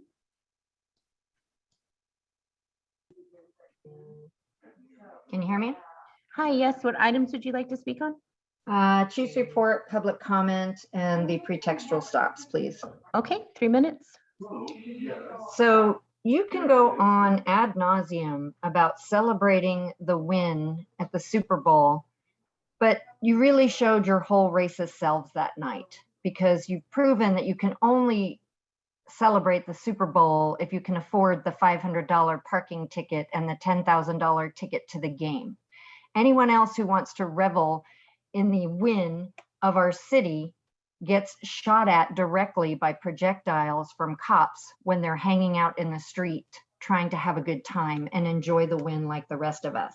Once again, you show us that the win is only for you, only for the white wealthy landowners that can afford to go by sea, by air, by land to the SoFi $5 billion stadium that was built to displace all of the Black people that live in that community. It's a decreasing Black population, and it callously criminalizes a homeless population that is disproportionately Black. Increasingly, the public comment time is being taken up by people who work for the LAPD in some capacity. How can this be okay?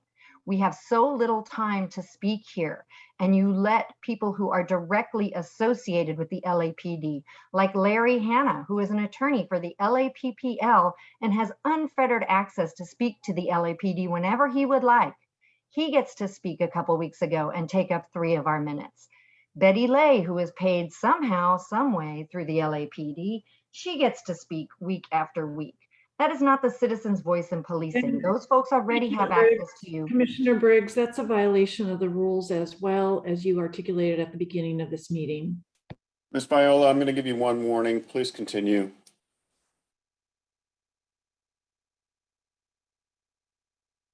Ms. Viola, please continue, but without naming any names, please.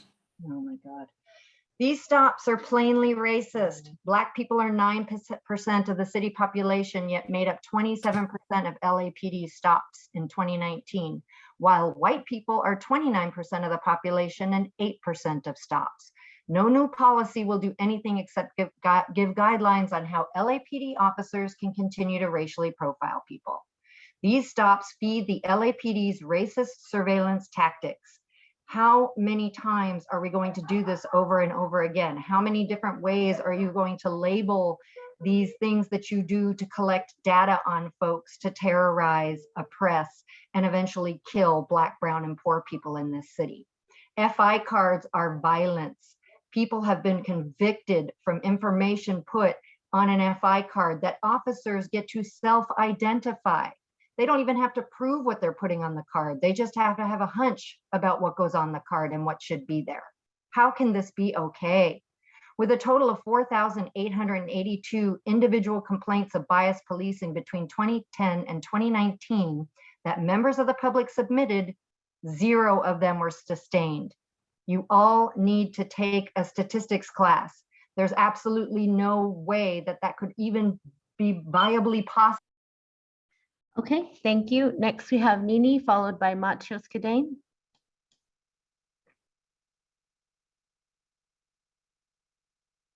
Hi, good morning. Hi, what would you like to speak on? All of them? Okay, 3 minutes. Yeah, so I wanted to start off really quickly with a quote pulled from the Stop LAPD Spying report that was released, Automating Banishment, the surveillance and policing of looted lands. Data mining supercharges the violence of policing, enabling deep coordination between those who seek to criminalize our communities, to transform land, and to displace and banish our people. Data-driven policing also obfuscates the purpose of this violence, hiding it in a veneer of silence and objectivity. Sometimes the purpose is banishment, removing us from our homes and community. Sometimes it's containment, restricting us from areas police want to secure for gentrification. Sometimes it's blight, targeting areas for neglect in order to maintain racial and class hierarchies.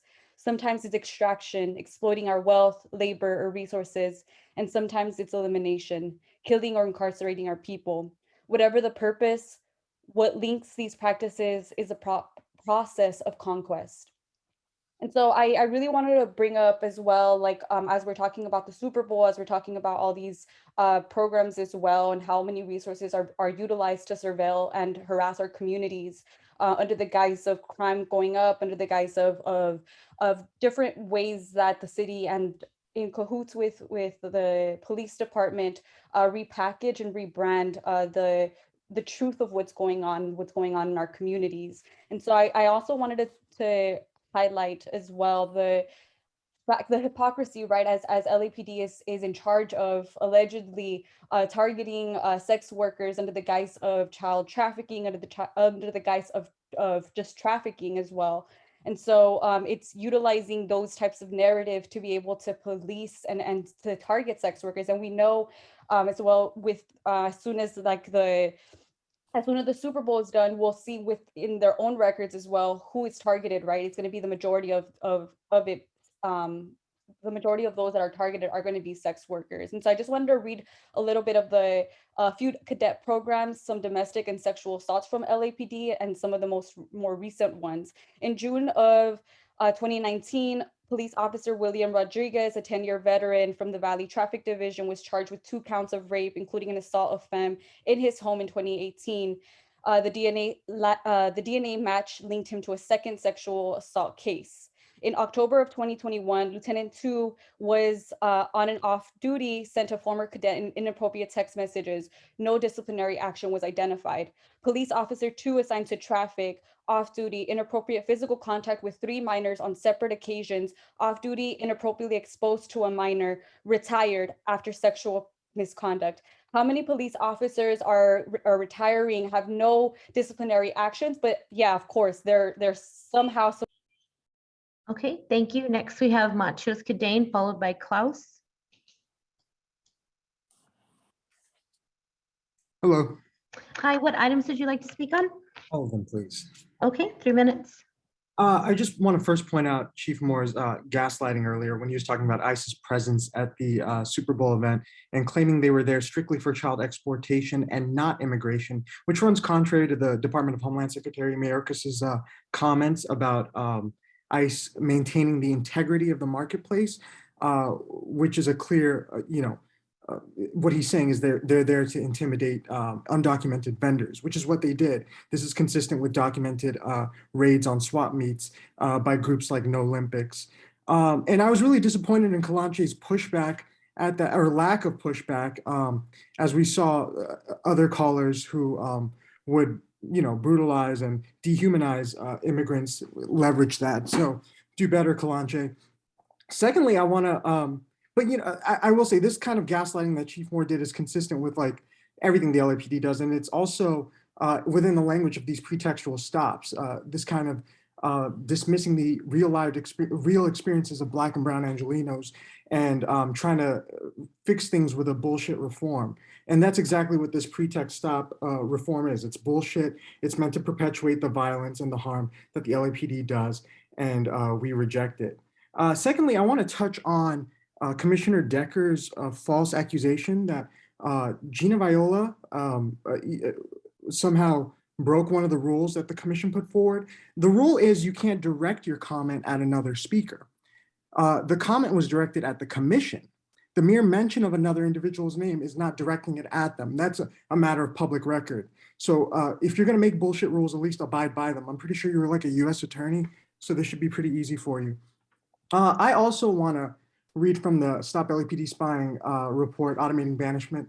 the surveillance and policing of looted lands that came out last November. Just trying to highlight how these reforms sanitize and perpetuate police harm. LAPD's tactics and technologies today extend the purposes of data-driven policing. Predictive policing programs serve as tools of racial terror, ethnic cleansing, and containment. LAPD's role as an enforcement arm of landlords, developers, and other property owners is analogous to the role of the U.S. military in the era of genocidal Western expansion. Community policing programs apply counterinsurgency tactics that have been used to suppress resistance and cultivate false legitimacy in imperial occupations. That's all the LAPD has, is false legitimacy. This commendation for officers that somehow stopped or falsely stopped sex trafficking is propping up of this false legitimacy. When in reality, we know that the LAPD commits more crimes against women, commits more sex crimes than any other group, as my comrade Nee just listed right before this. Abolish the police. This commission's a sham, and I yield the rest of my time. Okay, thank you. Next, we have Klaus Havlund.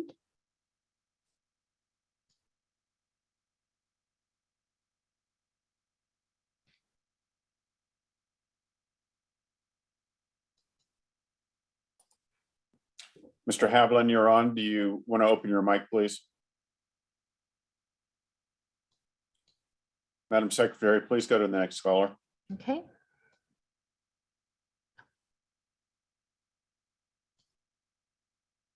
Okay, next we have EP. And that'll be the last call. Yeah, good morning, everyone.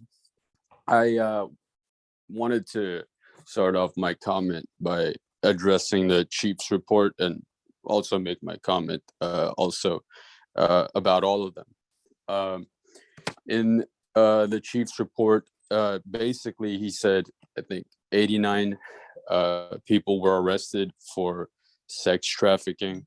And the other number, which was a considerable number, were basically nonviolent offenses.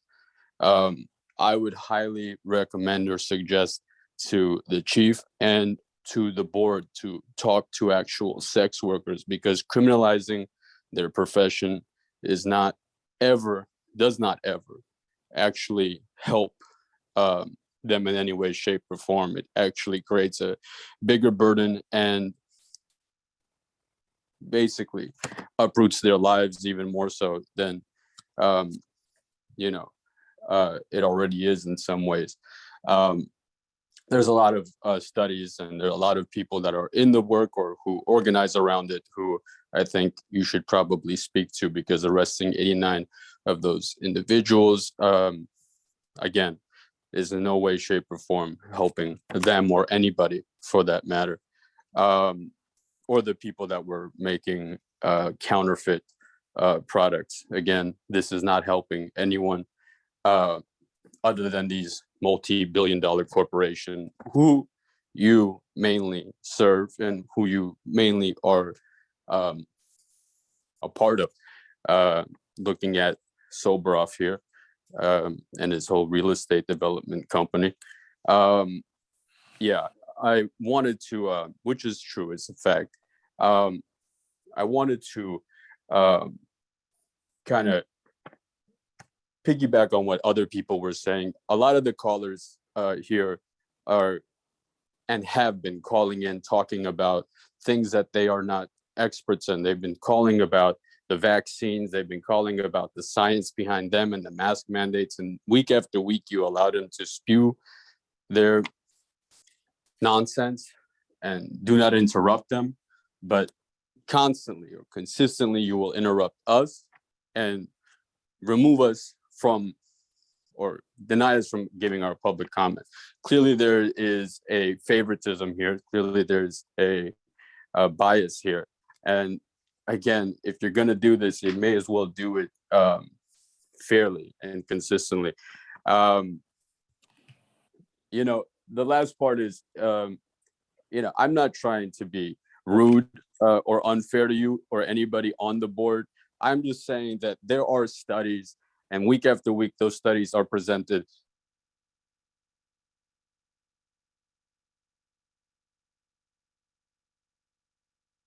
Thank you, Madam Secretary. That ends our public comment period.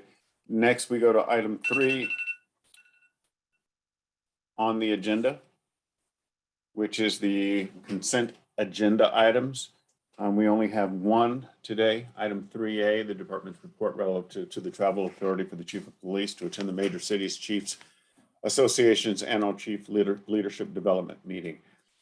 Does any other commissioners have any comments? Seeing none, I move that we approve the department's report. Is there a second? Second. Motion's been made and seconded. All in favor, say aye. Aye. Aye. Motion carries. Thank you. Next, we'll go to item 4A on the agenda, a verbal report from the Association of Black Law Enforcement Executives and National Organization of Black Law Executives and the Oscar Joel Bryant Foundation. Can you please admit Deputy Chief Hamilton and the others who will be joining him?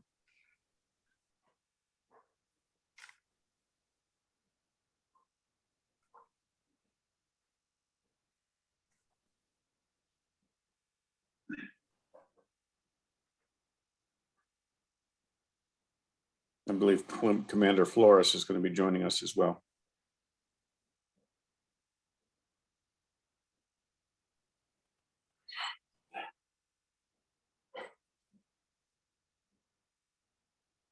Chief Hamilton, good morning. Good morning, sir. Commander Flores, good morning. Good morning, sir. Good morning. So good morning, Commissioners, Chief Moore and Inspector General. This morning, as you know, I'm Commander Ruby Flores, Diversity, Equity, and Inclusion Officer for the department. This morning, I'd like to begin this morning's presentations in honor of Black History Month to honor our department's first Black police woman, Georgia Ann Robinson. In fact, she was the first Black police woman in the nation. She joined us as a volunteer in 1916, of which you will hear a little bit more about her today. But with me today, this morning, I do have a special guest that I would like to introduce you to, Miss Nancy Renee. Miss Nancy Renee, she is the granddaughter of Georgia Ann Robinson, who was the first female Black officer to be hired by the LAPD. Nancy retired as an LAUSD administrator. She still has fond memories of her grandmother and loves the department. Within this family tree lies special interests in helping others with big issues and making prominent impacts in the lives of others. Nancy is a strong advocate for sickle cell and autism awareness and developed a handbook on sickle cell disease for parents and educators, just as her grandmother helped found the Sojourner Truth Home. With this group home helped female Black LA residents create strong connections within the city. Nancy is also a board member of LA Chamber of Commerce as an ambassador. The spirit of Officer Georgia Ann Robinson is alive and well, and we are her legacy. So with that, I would like to introduce Miss Nancy Renee. Good morning. Good morning, Chief and Commissioners. Morning, Miss Renee. Welcome. We're glad to have you with us today. It's a pleasure to be here. My grandmother, Georgia Ann Robinson, was injured on duty in 1929. She began her career, as Commander Flores told you, as a matron in the jail. Evidently, from the stories she used to tell me, evidently LAPD went around to some of the Black civic organizations because they were looking for people to join the police department. And to have a person who would be willing to do that hard work that comes with being a police officer. And in this case, it was a police woman, and nobody knew what that job was really going to entail. But she began as a matron in the jail. She worked with the people who were arrested and brought into the jail. And she then graduated to be a regular member of the police department in 1919. We have to think about what her life was like then. She was born in New Orleans, well, outside of New Orleans. She lived with her mother and older sister. And I've done a little bit of searching on Ancestry. I can't find a record of her father, and either her father was not known, or maybe it was a forced relationship, as often happened with people during that time. Her mother died when she was young, and because the sister was too young to take care of her, she took her to the Sisters of Mercy Convent in New Orleans. And that was a Catholic school and a convent all rolled into one. But if my grandmother had been living here during that time, she would have been a foster care child. She would have been going from one foster care home to another, except that during those times, foster care didn't exist. So you can see why she was very interested in helping the young girls that she came across, that, as she called them, wayward girls, that she came across in her duties as a policewoman. The city was pretty well segregated at that time. The police worked pretty much out of Newton Street, but there are pictures where she's with other police women, and so Black and white policewomen were working together, working with juveniles. And she began to make her own way. When she saw that there was no place for these young women who were on the streets, she and some of her civic-minded friends worked to develop the Sojourner Truth Home. They raised money, bought the property, had a place then for those young women to go. Sometimes when there was no place for them, she actually brought them home, and they stayed with her, my grandfather, and my own mother, her daughter. There were many areas that she came across working with young people. I know that she went and gave talks to some of the children, students in middle schools. And when my mother was set to graduate from LA High, and although Black students could attend LA High, they could not graduate, they couldn't cross the stage. She had a little discussion with the principal, and Black students were able to cross the stage at LA High. So that's always been kind of a fond memory that I have. Some things change, but some things remain the same. Some of the things that you are dealing with now are very similar to the things that she was dealing with then. And of course, my grandmother's been gone for some time. She died when I was about 19. So, you know, I was in the middle of college by that time. But some of the things that I don't think she would have done, I think she saw the people in the community as people who were there because they'd had a lot of hard times. They had recently arrived from the South. The Civil War had been over, but the South started with the various kinds of Jim Crow laws that, I won't say they didn't have them in LA, but they were not the same as they were in the South. So we had people who were here maybe without any money or without any resources to make money because there was a lot of discrimination. But she made a way when there was no way. She knew right from wrong. When she was interviewed by Ebony magazine in 1954, and the reporter asked her how she felt because she lost her eyesight on the job.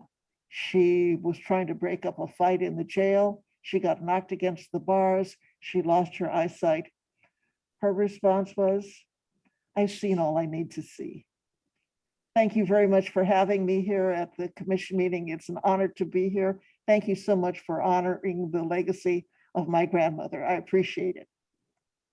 Mr. Renee, on behalf of the commission, I'd like to thank you for coming to the commission meeting today, sharing with us not only your grandmother's legacy, but the legacy of the LAPD and the fact that your grandmother was a pioneer in opening the doors for people of color to join the LAPD and her strength of character. I have a personal thank you, which is I attended LA High School. So having walked across that stage, it was probably as a result of her advocacy. So thank you on behalf of myself.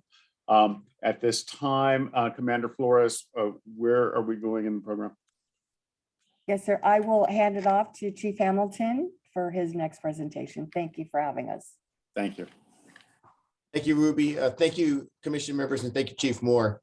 I'm going to stay within my allotted time here, but I want to discuss momentarily a little bit about the history of the Association of Black Law Enforcement Executives, some of the things that we involved in, and then I'm going to hand it off to my partner, my second vice president, Captain Aaron McCraney, to talk about some of the specific things we do regarding recruitment.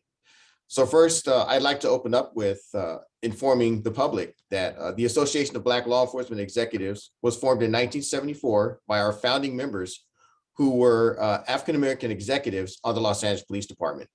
Our founding members were retired Chief of Police Bernard Parks, Deputy Chief Ronald Parks, Deputy Chief Maurice Moore, Commander Billy Wedgeworth, and Captain Joseph T. Ruzan Jr. So these members were also instrumental in founding the Oscar Joe Bryant Foundation, which I'm sure Sergeant Steiger will go into later on in this presentation. So our accomplishments are lengthy, but I want to talk about some specific things that we've done both within the department and within the community, and talk about how ABLE continues to develop members of the department throughout the organization. So I think one of the first things that I really want to stress to the public, this organization in the time period that it has been functioning has worked tirelessly to make sure that we bridge the gap between the department and the community. We've taken on that role of being the kind of the community liaison within the department, and making sure that not only the African-American community, but all communities in the city of Los Angeles understand that this is their department, and this department is here to support specifically the community policing efforts that are put forward by the department. So talking about some of our key involvements in the community, I'm going to go straight to the Bigs in Blue program. That's a collaboration between all of the employee organizations actually within the Los Angeles Police Department and the organization. And as part of the Office of Juvenile Justice and Delinquency Prevention, we actually participate under an agreement with BBB-SLA and the LAPD. And we provide high-level mentoring, coordination of events, et cetera, throughout the employee organizations. But from the ABLE perspective, we try to mentor these youth into leading productive lives, being responsible citizens, and understanding what their role is in society. So this is something we do as part of our outreach as an organization, and we've been involved in it for many years. Our current president, Van Nathan, has been very involved in this organization, and we've been very involved in coordinating things with youth. We annually sponsor a Black History Month recognition luncheon.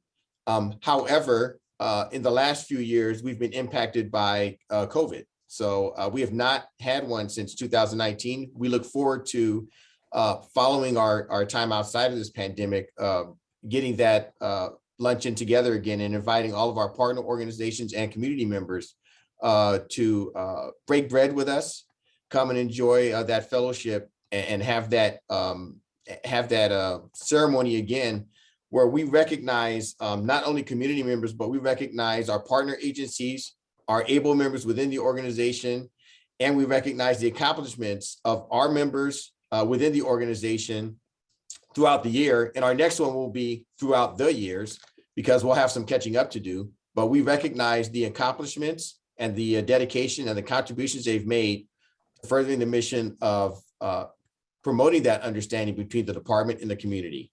So we look forward to that, hopefully opening that up and having that in 2023. We continually support our active and retired personnel when they have celebrations, when they are struck by life events. So we keep that going as well. We are a 501c3 corporation. We also participate in a lot of other outside events outside of the department. So one of the things that we've assisted Noble in, and Captain Chris Waters will speak to this probably a little bit later on, we assisted in the creation of the African American Law Enforcement Museum and Community Center. So that's something that we've worked towards. And we've also partnered with the Los Angeles Police Museum Board of Directors to recognize the accomplishments of our employees, particularly in the realm of detective work. So we also do things like the Ebony Reunion and some other events that we have on our department. Abel was very instrumental in co-sponsoring the Deputy Chief Kenneth O. Garner room renovation at Operations South Bureau. And we recently participated in the dedication ceremony of the Central Roll Call Room for Robert Williams Stewart at Central Facilities. In terms of mentoring our employees on the department, we've also made it a point to ensure that we've been participating in some of our seminars. We've recently partnered with LLA, one of the other organizations on the department, in promoting preparation, I should say, for the detective examination process here. And we are currently doing that for the sergeant's examination process, again, partnering with LLA and helping our employees prepare for those leadership positions. Prior to the detective and sergeant promotion process, we also partnered with LLA in the lieutenant promotion process and the captain promotion process to prepare our candidates for those critical leadership roles. We continue to partner with some of our other organizations. We partnered with the Pacific area and some community members and made a donation to the court-appointed special advocate, CASA, with $25 gift cards for their giveaway. We regularly participate in Juneteenth celebrations and Christmas toy giveaways with Oscar Joe Bryant Foundation, which again, I'm sure Sergeant Jody Steiger will discuss. And we regularly participate in other community events. I'm going to hand it off briefly to Captain Aaron McCraney to talk about how ABLE participates directly in one of our most important processes on this department, and that is the recruitment of new members to the department. Aaron? Thank you, Chief Hamilton. On the behalf of ABLE, I'd like to thank Chief Moore and also the Police Commission for the leadership and direction when it comes to our strategic plan. When it comes to strengthening the recruitment efforts to increase diversity, the department has taken huge strides to ensure that that happens. Key activity number 4 is expand the hiring of African-Americans police officers. And when it comes to ABLE, Noble, OJB, they all have played a significant role in helping us in our recruitment efforts. This is something that I truly say that members of our affinity group, they have really taken it on and have taken it as a source of pride to be able to do whatever they can to ensure that the recruitment efforts of the department are seen through. I work very closely with ABLE. I work very closely with the Oscar Joe Bryant Foundation to work on recruitment efforts, outreach in the community, to work on development programs and ideas. Then also most recently, and I think just as most importantly, is that now we're expanding to have these affinity groups participate in the actual mentoring of candidates. And that's been huge for us because in recruitment employment division, we deal with thousands of candidates per year, but we're a very small division and we have a hard time being able to truly mentor each and every individual. And so by expanding our reach through our affinity groups, that has been huge to help us to reach our overall goals. So again, I want to say thank you to all the affinity groups that has helped to strengthen our recruitment efforts. And I look forward to our future endeavors in this area. And with that, I'll turn over to Captain Waters. Okay, thank you very much. Good morning, President Briggs, Board of Police Commissioners, Executive Director T. Fang, Chief Moore, and Inspector General. On behalf of the National Organization of Black Law Enforcement executives, President Frederick Thomas, and Region 6 VP April. I'm the current president of the Southern California chapter of Noble. And I'd like to thank Chief Moore because in the past, even though I've been a member and been on all the boards of OJB, ABLE, I've worked with all of my partners here. Noble is a national organization and they hadn't been formally included in the affinity group. So I thank you, Chief Moore, for the opportunity. I thank you guys this morning for the opportunity with me this morning as past Region 6 and Southern California Secretary, Los Angeles World Airport Police Department Assistant Chief, Latasha Wills Amerson Esquire. Thank you for the invite this morning and highlighting the work of our sister and brother organizations, ABLE and OJB, in celebration of Black History Month. Next month, At our 22nd annual Noble Achievers Dinner, one of our law enforcement recipients will be our very own Deputy Chief Alan Hamilton for his ongoing community and law enforcement excellence. I look forward to seeing our Chief, Executive Director, and Commissioner members there. Great folks and a great company. Special thanks to Ms. Nancy Renee for her ongoing support in keeping her grandmother's legacy alive. I had the opportunity to take a photo with when Deputy Chief Regina Scott made history and became LAPD's first female Black commander. It was an honor then, as it is an honor now, ma'am, to share space and time with you. Since 1976, the National Organization of Black Law Enforcement Executives has served as the consciousness of law enforcement and being committed to justice by action. Noble represents 3,000 members internationally who are primarily African-American chief executive officers of law enforcement agencies, as well as federal, state, and municipal levels, other law enforcement administrators, and criminal justice practitioners. Our mentoring, recruitment, and retention efforts are far-reaching, not only externally, but also internally at high school, college, and family levels. I've worked with both Captain McCraney as well as Deputy Chief Hamilton at the university, where they've come and they've recruited and spoken to classes, and it's been great. Recruitment is a nationwide goal with Noble, as well as community engagement, but retaining and mentoring those officers and executives who are currently on the job is equally as important. One of our huge efforts with Noble, we have a 2-year CEO mentoring program ran by past chief, Dr. Patrick Oliver. The program has graduated numerous chiefs of police. Most organizations with such programs, you have to hold the rank of commander or deputy chief.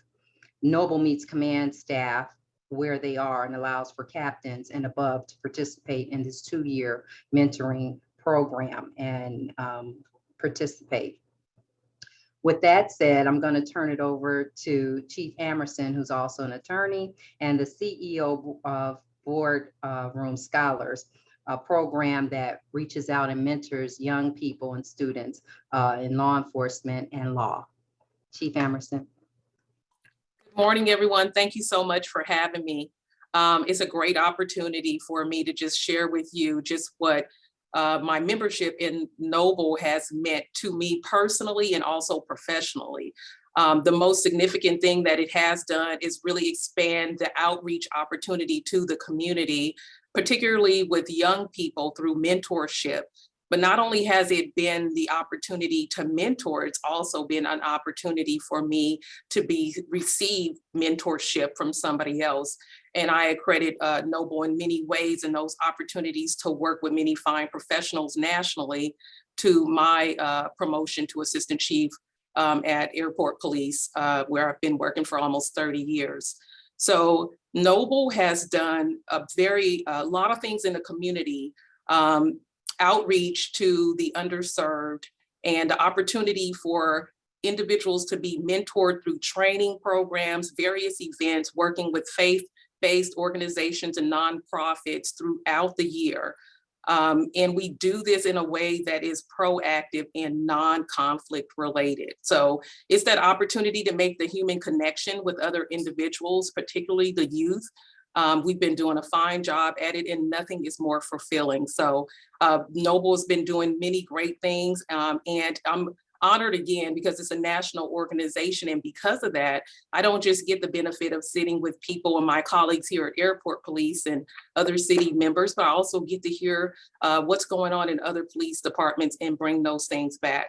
So through my career, I've also had the opportunity, though, to take the knowledge that I'm learning from Noble and working with some of my colleagues to share with individuals that have an interest in working in law enforcement. And so I know, at least to the credit of both me and Captain Waters, that there are several police officers that we have had interaction through the collegiate chapter at Cal State Dominguez Hills, which are now peace officers in one or more of our agencies. So again, appreciate the opportunity. And now we'd like to show you just a short video that highlights some of the wonderful work of Noble.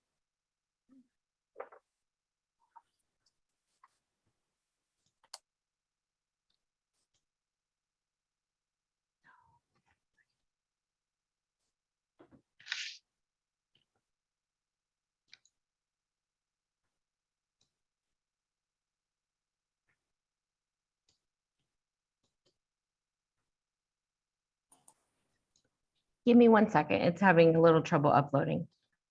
Thank you.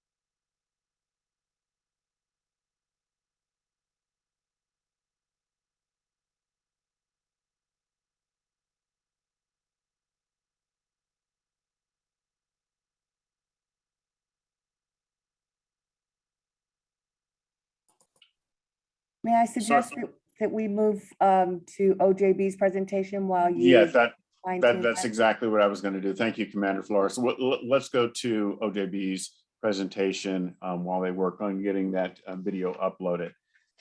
Sergeant Steiger.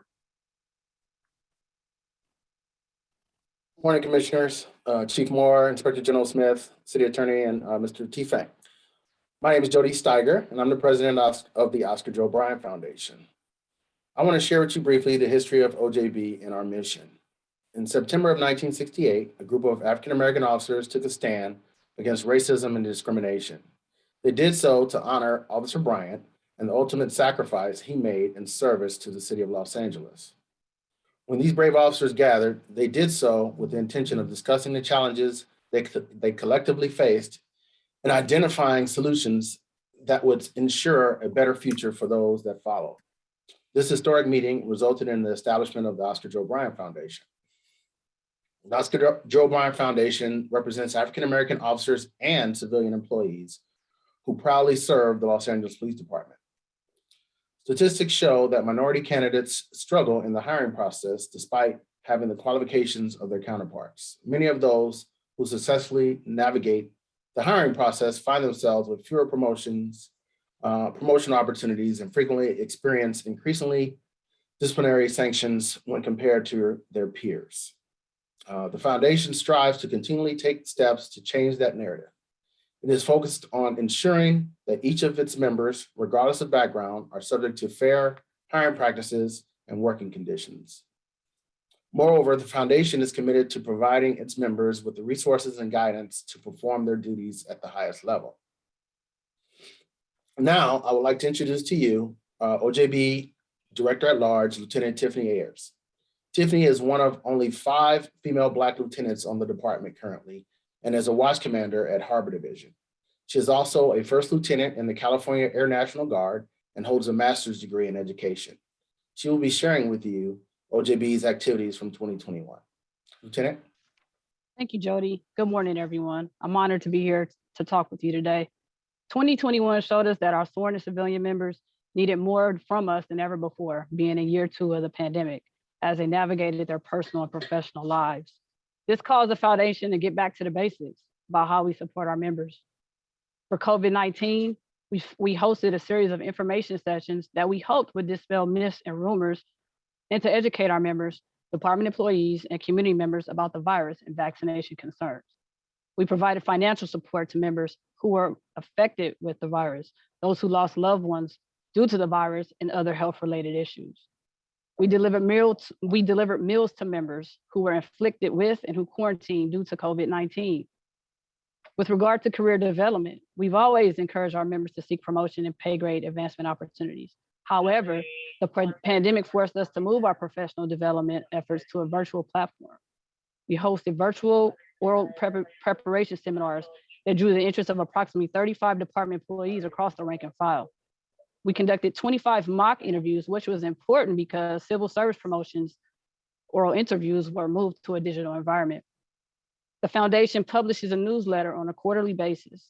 Articles are written by the board of directors and cover a wide range of topics to include health, financial tips, crime prevention strategies, military, veteran affairs information and initiatives, department hot topics, which are discussed and designed to keep our employees out of trouble.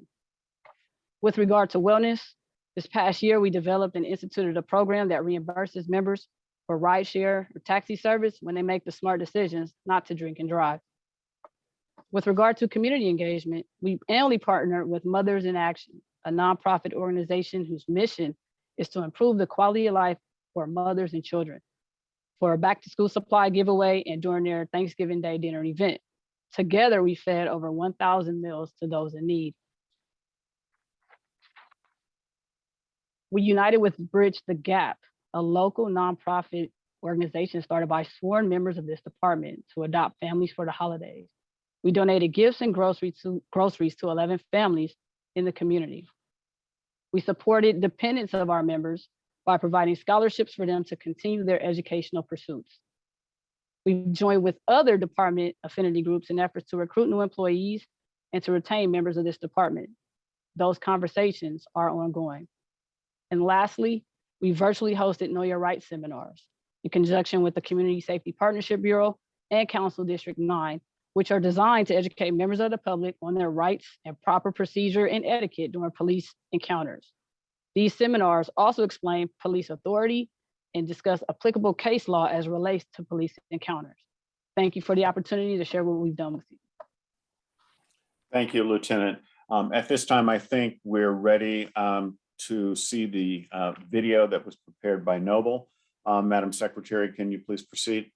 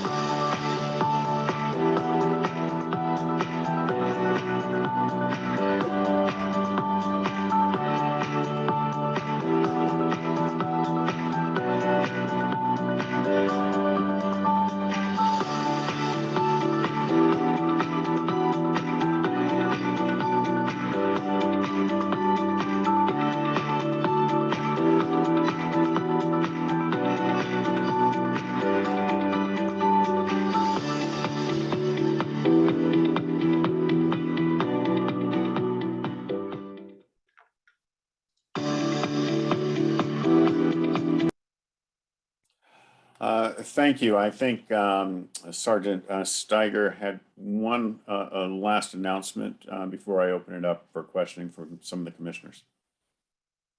Thank you, Commissioner. Yes, I didn't want to forget that and mention that we also teamed up with the Inspector General's office and did a use of force update with all the new current changes to the use of force policy that were made with the department. We educated our members and other members of the department in that. And lastly, I wanted to inform the board that on February 26th, OJB will be hosting a private screening of a short film we produced with a local production company, Athens Park Media. The film is called Black Before Blue and is a documentary that details the careers of retired Black LAPD officers dating back to the late 1950s up until current times. They discuss the racism and inequality they dealt with early in their careers, yet they still were able to serve the community and were proud to be LAPD officers. Thank you.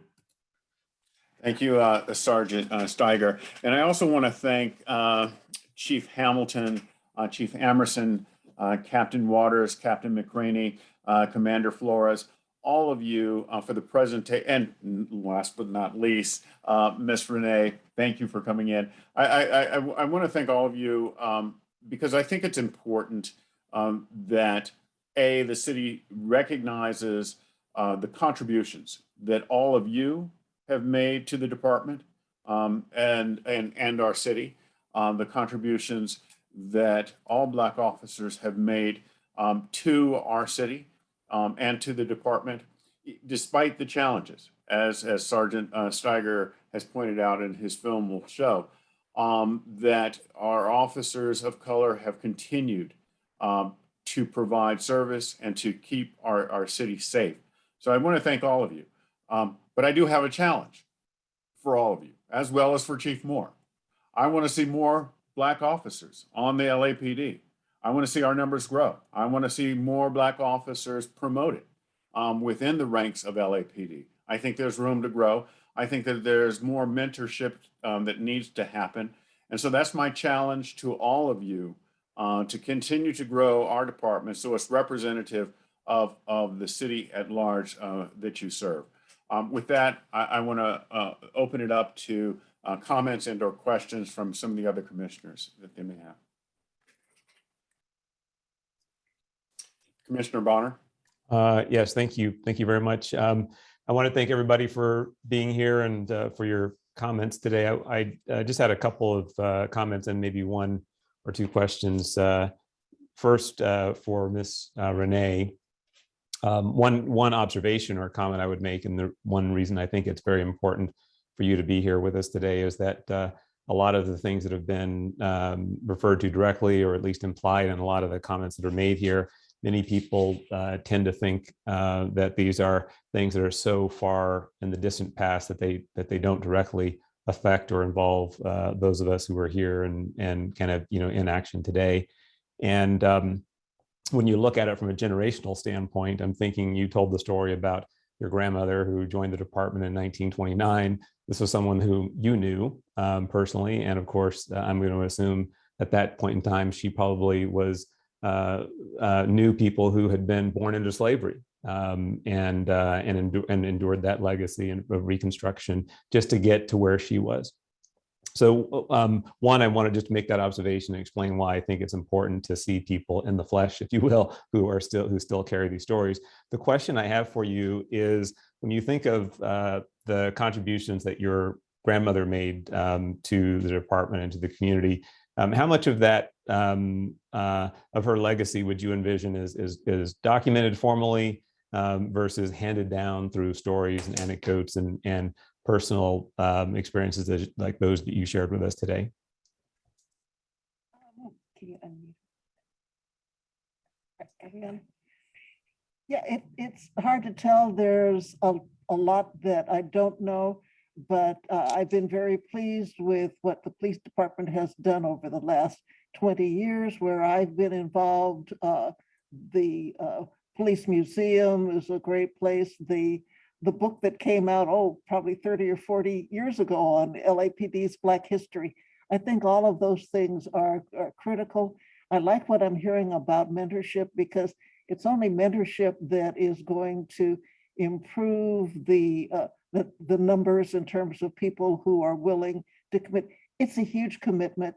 It's a huge commitment and different than it was when my grandmother was alive because there wasn't this divide. At that point, I think many African Americans saw themselves as people who needed help. They were just coming out of being enslaved. It was a difficult time. Whereas now, there are some people who have been successful, and then there are those people who are still living in the inner cities. So it's a very tough situation. And I commend you for working to try and do what you can to make things better. Thank you very much. I appreciate that. And again, just thank you for being here and also just underscoring that not only your contribution, but importantly, your grandmother's contribution has created a legacy that opened doors for many of the others you see here in the conversation with us this morning. So certainly wanted to acknowledge that and express appreciation for it. Thank you. And then just a couple of I guess, comments really to the other presenters, both from Able, Noble, and OJB. I think one thing that's important to keep in mind is that as important as it is to engage in the activity you all described here as an organization, that every organization, including the LAPD, is a compilation of individuals, if you will. So the individual contributions, I think, are important to acknowledge as well. And so I really wanted to thank each of you as well, not just for your service to the department, but also for preparing yourselves and conducting yourselves in a way that allowed you to take advantage of opportunities that were created by others who came before you, like Ms. Robinson and others.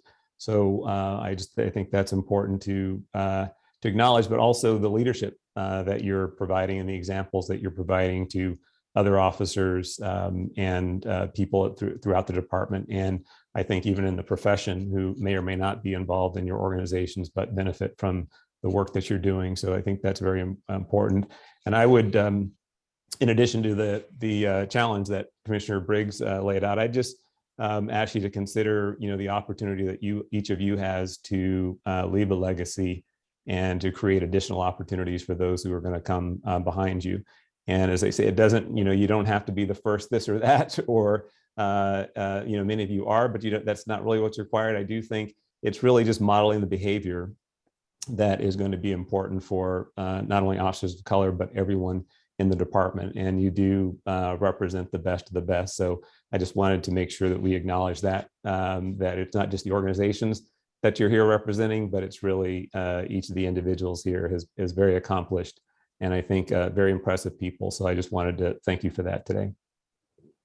Thank you, Commissioner Bonner. Commissioner Soboroff, I see your mic is open. Sure, I really enjoyed the conversations, and I have a question of all the speakers. They may not all want to respond, but my question is twofold. Is when you speak with, that we have a goal to recruit and increase the number of African American officers, men and women, in this department, and what do you say to prospects to encourage or discourage them from becoming police officers with the LAPD?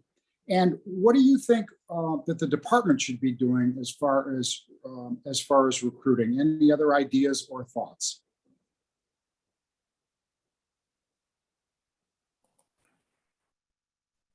I'm going to ask Sergeant Steiger to take a first stab at that, and then I'm going to ask Captain McCraney to follow up. Thank you, sir. Well, I can just say from my experiences and my time on the job, I have almost 29 years on the job, and I think a lot of you know my background. I've traveled across the country doing training and things like that, and by far I can say, in my opinion, we are the best department in this country, if not in the world. One of the things that I honestly tell people is that, if you want to be a part of the best, you need to come here. And also that we have so many other opportunities other than just patrol. You have, detectives, you have SWAT, you have Metropolitan Division, you have air support, you have training, all the different aspects that we have. And we're always on the forefront of, being safe and being the best in the country.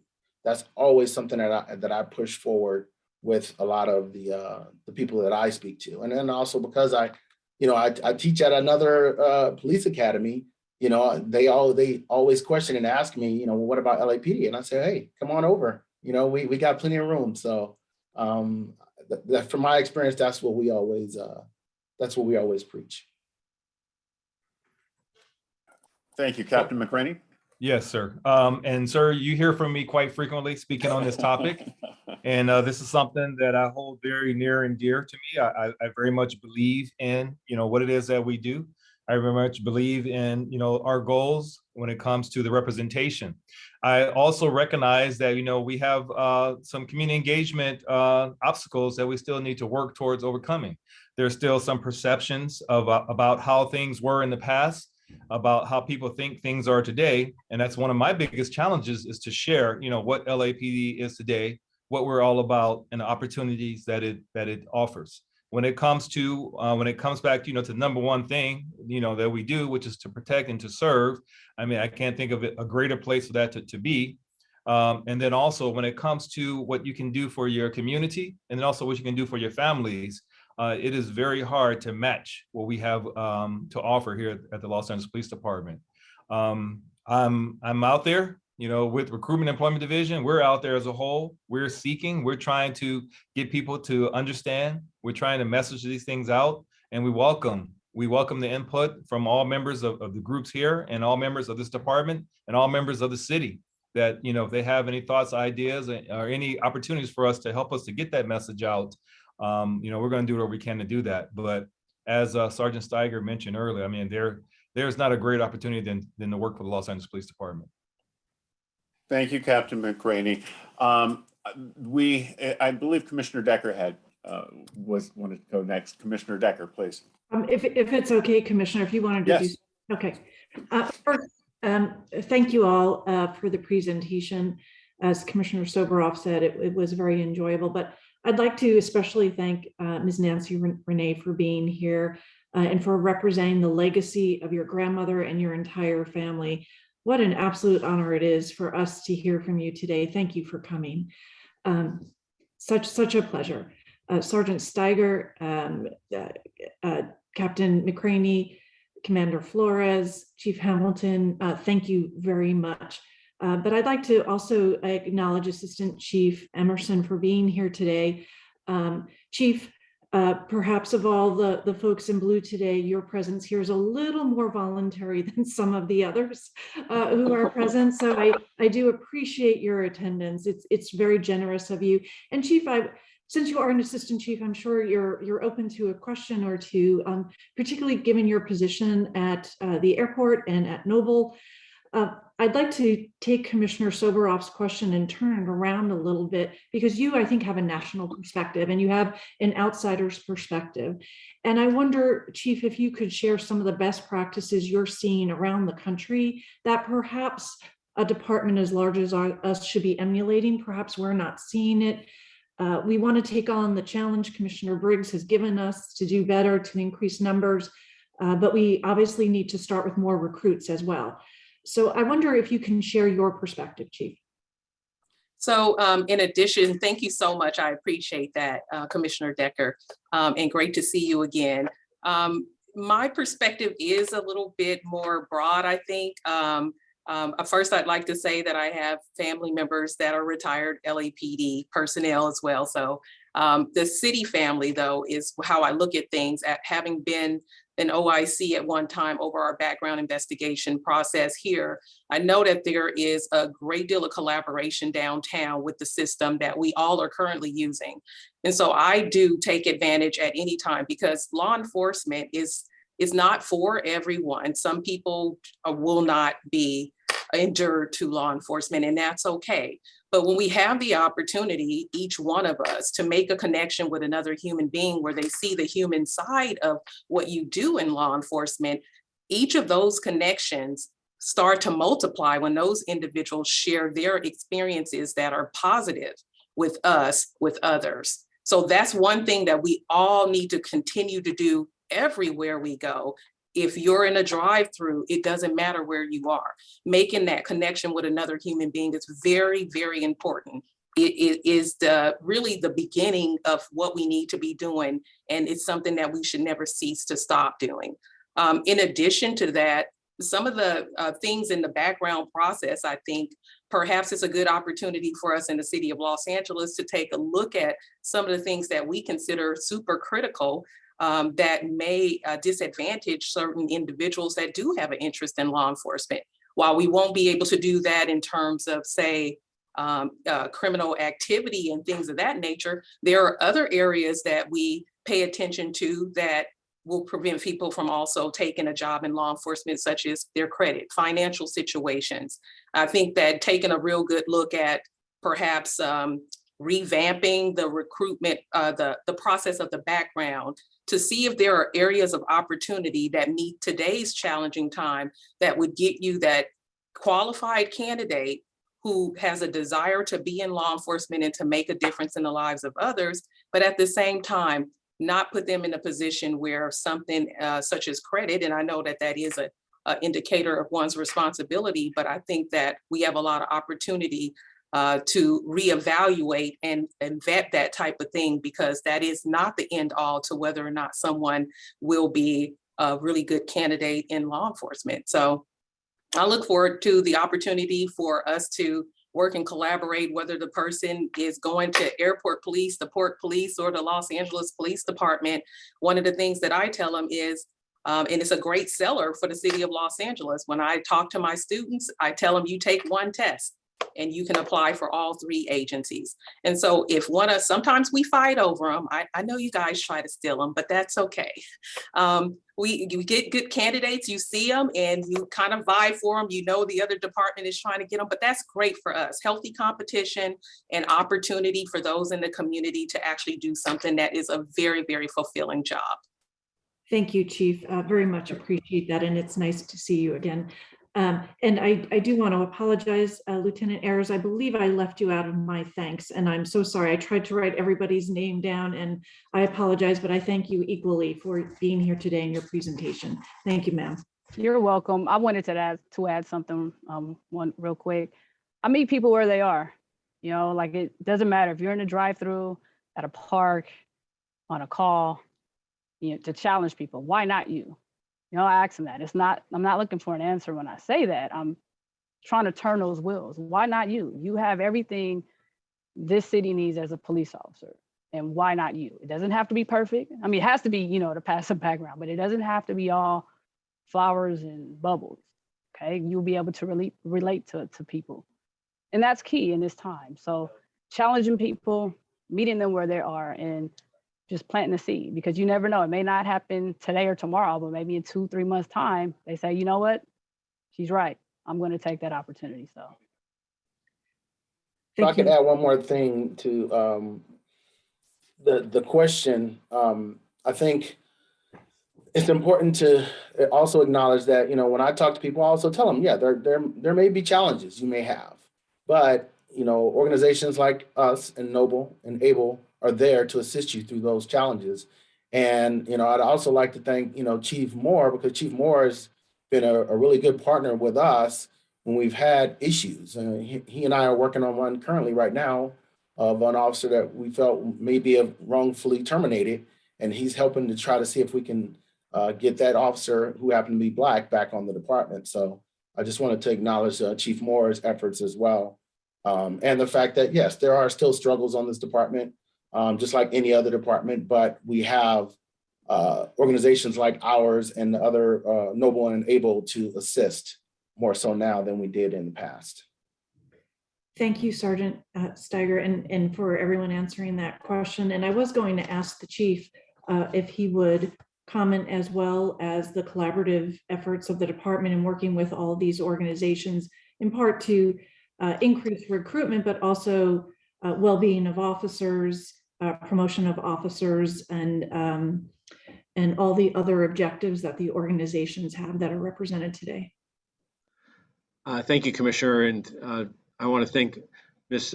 Nancy Renee. We met earlier today again to look at a display we put out front in regards to remembrance of Black History, honoring Black History Month for our personnel as they enter our main headquarters. And I invite the public to also see it. It's a photo array of a timeline of our last 150 years, and I think it speaks to the evolution and growth of the organization's equity and access, inclusion, the diversity that we seek. Particularly this month, we focus on our history with Black History Month, and also our efforts moving forward to improve this organization's representation in not just African Americans, but in diversity in all of our communities. What I'm really particularly proud about with our diversity, equity, and inclusion efforts under the leadership of Commander Flores is how Noble, Able, and OJB have stepped up with their full energy to support us both internally as well as externally in those initiatives. The mentoring internally, the career counseling, the the sponsorship of and participation of people within those organizations for promotional prep to find and identify the next generation of leaders in this organization at all levels, and to ensure that we're supporting them not just in their preparation for the technical skills, but we're accessing and encouraging their heart that they, with confidence, that they can compete, they can perform, and they can achieve with their time and with these organizations' participation. Externally, it's similar. They're mentoring for candidates, as Captain McCraney indicated. Our recruitment and education division have thousands of applicants, but these three organizations have stepped up willingly and say to identify those African American candidates, both men and women, that are desirous of being a police officer. How can members of these three organizations help mentor them through what is right now too long of a process, too lengthy of a process to come in? But then also they're here to bring voice to what the assistant chief for the airports identified is, what do we see inside the organization as barriers to the next generation of cops, whether it be our efforts with credit reporting or efforts with prior use of what is now lawful cannabis for adult use, that we not lower standards, but those standards be reflective of our social and our standards today in 21st century. We still have challenges in that. I believe we still have barriers that we're attempting to strike down, and we have to continue that. But each of these organizations bring a voice of standing because they're credible, they're responsible, and they demonstrate that their viewpoint is not one of a fringe or of an outrageous expectation, but one of reality. Many of them are maybe first or second generation police officers, but they're seasoned professionals, and they recognize that some of the barriers that they had to endure 20, 30, 40 years ago are so unnecessary. So this is a collective work. I am committed as chief that Black History Month not just be one of 12 months, but that in Black History Month we honor and respect everything we do each day to ensure that we build and deepen our diversity. To Commissioner Briggs, President Briggs, your challenge, we accept it, and we are absolutely going to continue to pursue the deepening of our diversity, the African Americans, AAPI, as well as women in this organization. We want fully qualified individuals, but we also want members of each of those groups to understand we're hiring. Our effort is to hire more than 700 personnel, and we have a structure here with these organizations and others that can help mentor and support applicants so that we get them to that academy and we see them become a member of this organization and lead policing as we go through this next decade of service. Thank you for the opportunity to speak today. Thank you, Chief. Commissioner Briggs, thank you. Thank you, Commissioner Decker. Once again, thank you all for a presentation that has been both enlightening and well needed.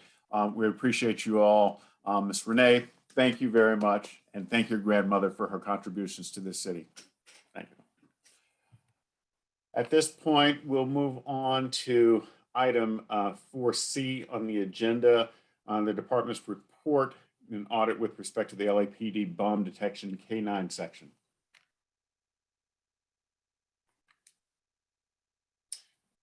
Can we bring up Captain Morrison and Police Administrator Trina Unzicker?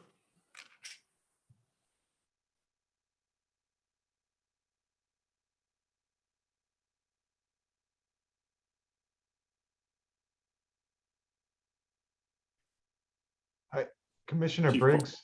Hi, Chief Kowalski. Hi, good morning, everybody. I'll be handling for Captain Morrison today.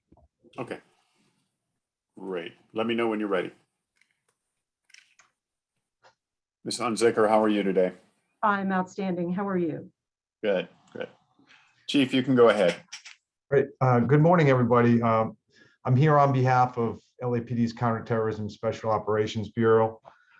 We did conduct did the review of the LAPD's audit division of the LAPD bomb detection K-9 section audit.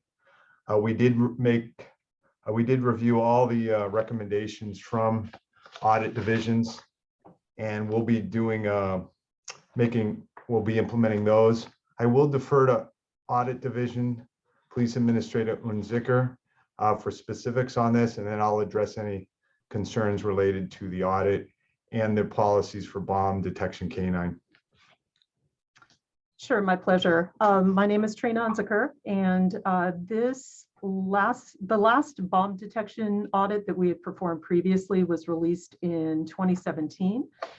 And at the time, we looked at things like office evidence storage lockers and supervisory oversight of vehicle magazines. This audit is the first that we performed that specifically focused on the canines that are partners in bomb detection. What we found is that the department showed very high compliance with the aspects of the canine work that we reviewed, things like odor detection, canine training, canine evaluations, and care for the dogs as evidenced by regular veterinary exams and operational heat alarm systems in the canine vehicles. One thing that you may notice is that our sample size was limited to the canines who are working the department's bomb detection canine section. The dogs assigned to LAX and MTA are federally owned canines, and we did not have approval from the Department of Homeland Security to obtain the types of records that we would need to perform an audit. But we did have access to records that we could examine for the bomb detection section canines. And while that was a small sample size, our project manager was able to make some observations that were outside of our original recommendations or our original objectives, and those ultimately led to most of our recommendations, like having canine handlers manually test heat alarms daily to make certain that they're working. We did get some positive feedback about those recommendations from the command, and we're hoping that they're going to be helpful to the department moving forward.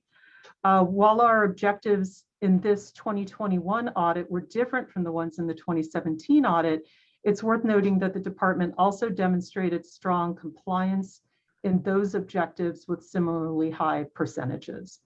So I'm joined by the project manager for this audit, that's Rosalinda Lovett, and her OIC, Sergio Sais, and we're happy to answer questions regarding the audit. Thank you, Ms. Unziker. Ms. Unziker, you made a number of recommendations here in the audit, and one of the recommendations relates to procedures concerning canine training. Can you comment further on that, please? So what we noticed is that there were occasionally duplicate entries that we felt that may become confusing if that information is required by an external agency. And so our recommendation is to allow for only one entry per training session so that all of the training for the canines is uniformly reported. Okay, thank you very much for that. Are there any further questions or comments from the commissioners? Commissioner Kalance? No. Commissioner Bonner? Commissioner Soberoff? Commissioner Decker? No. No further questions. Then I move that we adopt the commission's or the department's report. Second. Motion's been made and seconded. All in favor? Aye. Aye. Thank you. Thank you, Chief Kowalski and Ms. Unziker. Thank you very much. Thank you. Thank you. At this time, we'll go to item 4D on the agenda, the department's report with respect to the recommendation for the Police Distinguished Service Medal. Chief Moore, I believe this is you.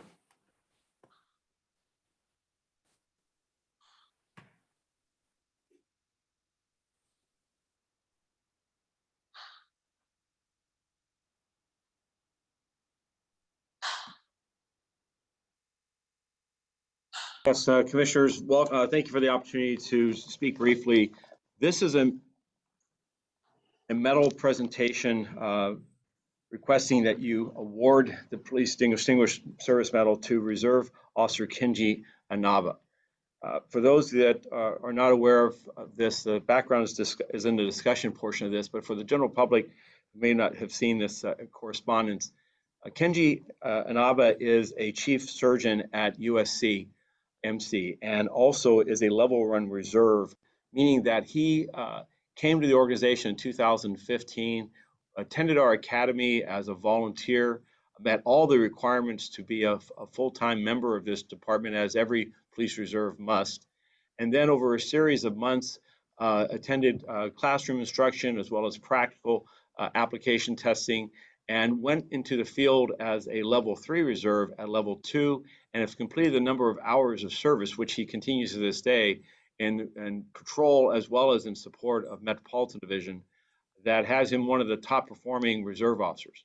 That would be enough to thank these twice as citizens, but this distinguished medal is before you because over the course of his time with the organization, under then Chief Beck, recognizing Dr. Inaba's presence and his expertise and professionalism in standing within USCMC, asked him to assist the department in instances of both day-to-day routine matters of employee wellness, as well as in critical instances in which officers are severely injured or facing life-threatening circumstances.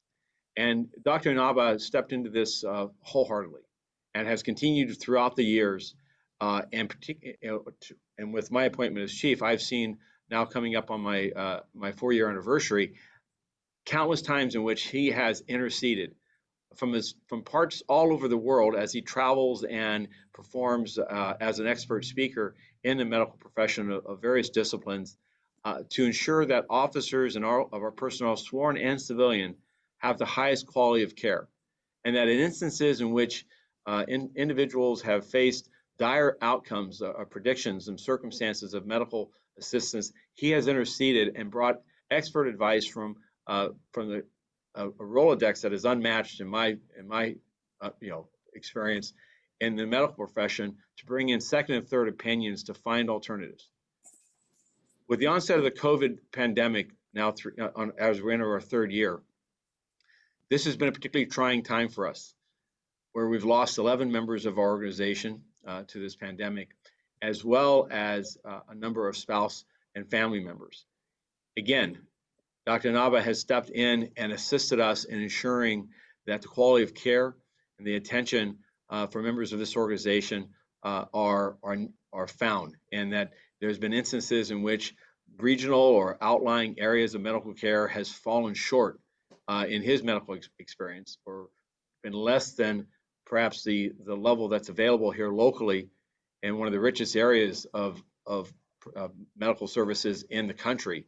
And he's made arrangements to ensure these personnel are transferred and that their well-being, and by allowing them to move to these areas of getting extraordinary and additional care, has saved lives, plain and simple. So today is an effort to recognize him, a humble individual, a person that as a reserve or as a chief surgeon is always one to pick up the phone, to immediately respond, to be a person willing to go that extra mile. And I don't know when the man sleeps. He is a family individual. He has a wife and a son that I know he cares for deeply. But the instances just yesterday with 3 of our officers that were transported, suffering very serious and critical injuries. Initial descriptions was having been knocked unconscious and bleeding profusely from wounds. Even though he was out of state, he ensured that the hospital, when they arrived, had his personnel that he teaches and instructs that were there to ensure that they received prompt and attentive care. And then he followed them, and we spoke as recently as about 12 hours ago about their status. So he is his commitment is unparalleled, and I ask for your support in recognizing him on this distinguished medal for as a small token of our appreciation. Thank you, Chief. Before I call the question, do any commissioners have questions or comments? Seeing none, I move that we approve the department's report and award the Police Distinguished Service Medal to Dr. Inaba. Is there a second? Second. Motion's been made and seconded. All in favor? Aye. Aye. Thank you very much, Chief. Thank you. At this time, we'll go to item 4E on the agenda, the department's report relative to recommendation for Police Commission unit citation. I believe we have Deputy Chief Blake Chow who will make the presentation. Yes. Good afternoon, Commissioner, Chief. Just wanted to thank you for your consideration for this this award. The 56 officers that you see listed are so deserving of this award. It involves a human trafficking task force that lasted about 18 months here in West Bureau. And, just to start off, there's different estimates and different studies, but many of them suggest that there are up to 240,000 to 300,000 victims of human trafficking throughout the world right now. And these are studies that are done by the Department of Health as well as some renowned universities. And as you know, human trafficking really impacts our most vulnerable segment of our population, and that's women and children. The victim is often physically, emotionally, and psychologically abused and controlled to be forced into this industry. So in July of 2018, Operations West Bureau, with significant financial support from Council District 10 and Council District 6 with Nuri Martinez, was able to launch a human trafficking task force.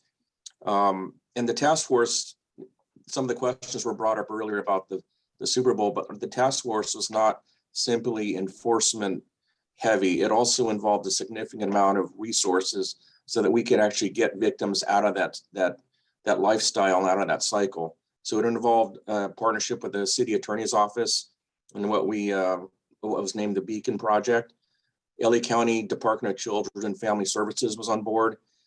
They brought intervention, support, and actually placement. And then there was a third party that we were working with. It's a CBO called Journey Out, and their aspect was to bring services to kind of end that cycle for these victims. So in the end, it's pretty remarkable what they ended up doing. That they did 71 task force operations that were primarily focused kind of on the Western Corridor, because here in West Bureau, that's really where the primary problem is. They did 16 juvenile rescues, 19 adult rescues. They made 711 prostitution arrests and then 724 other miscellaneous misdemeanor arrests. So pretty significant, a lot of good work done. And the beauty of this is it involved all of our vice units here in West Bureau. So they're taking that concept of victim rescue and they're infusing that into the everyday work that they do into their vice units. So for example, just the Super Bowl week, they made 14 arrests on the 4th, 13 arrests on the 8th, and then 9 arrests on the 13th. And 5 of those arrests were for pimping and pandering. So again, some great work done by a lot of people here in the Bureau, and I thank you for your consideration for this award for them. Thank you, Chief Chow. Are there any questions for Chief Chow? Seeing none, I move that we approve the department's report and award the Police Commission unit citation. Is there a second? Second. Motion's been made and seconded. All in favor, say aye. Aye. Aye. Aye. Thank you all. We are now going to move into closed session, which will commence at 12:30. Thank you, everyone. See you there. Board of Police Commissioners will now recess into closed session to discuss agenda items 5A1 and 5A2 in accordance with Government Code 54957.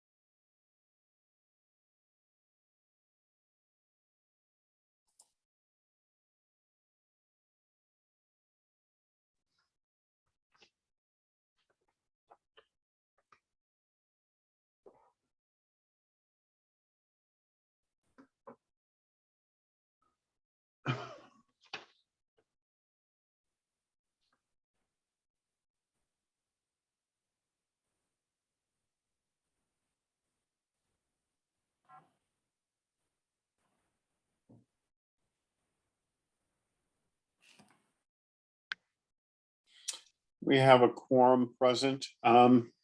Tefang, can you please read out from the closed session? Yes, Mr. President. Commission has concluded its work in closed session as it relates to item 5A1, officer involved shooting number 015-21. The commission unanimously adopted the chief's recommendations on a 5-0 vote. Those recommendations were tactics, administrative disapproval, 1 Lieutenant 2, drawing and exhibiting in policy, 1 Lieutenant 2, lethal use of force, out of policy, administrative disapproval, 1 Lieutenant 2. As it relates to item 5A2, officer involved shooting number 01621. Commission unanimously adopted the recommendations of the chief of police on a 5-0 vote. Those recommendations are tactics, tactical debrief, 1 Sergeant 1 and 4 police officer 2s, administrative disapproval, 1 Sergeant 1 and 2 police officer 2s, drawing and exhibiting in policy, 4 police officer 2s, less lethal use of force in policy, 5 police officer 2s, lethal use of force in policy, 1 police officer 2. That concludes the report. Thank you, Mr. Tefang. There being no further business before the Board of Police Commissioners, I move that we adjourn. Is there a second? Second. Motion's been made and seconded. All in favor, say aye. Aye. Aye. Thank you, everyone. Thank you. I will not see you next week since we'll be off. See you the following week. Bye.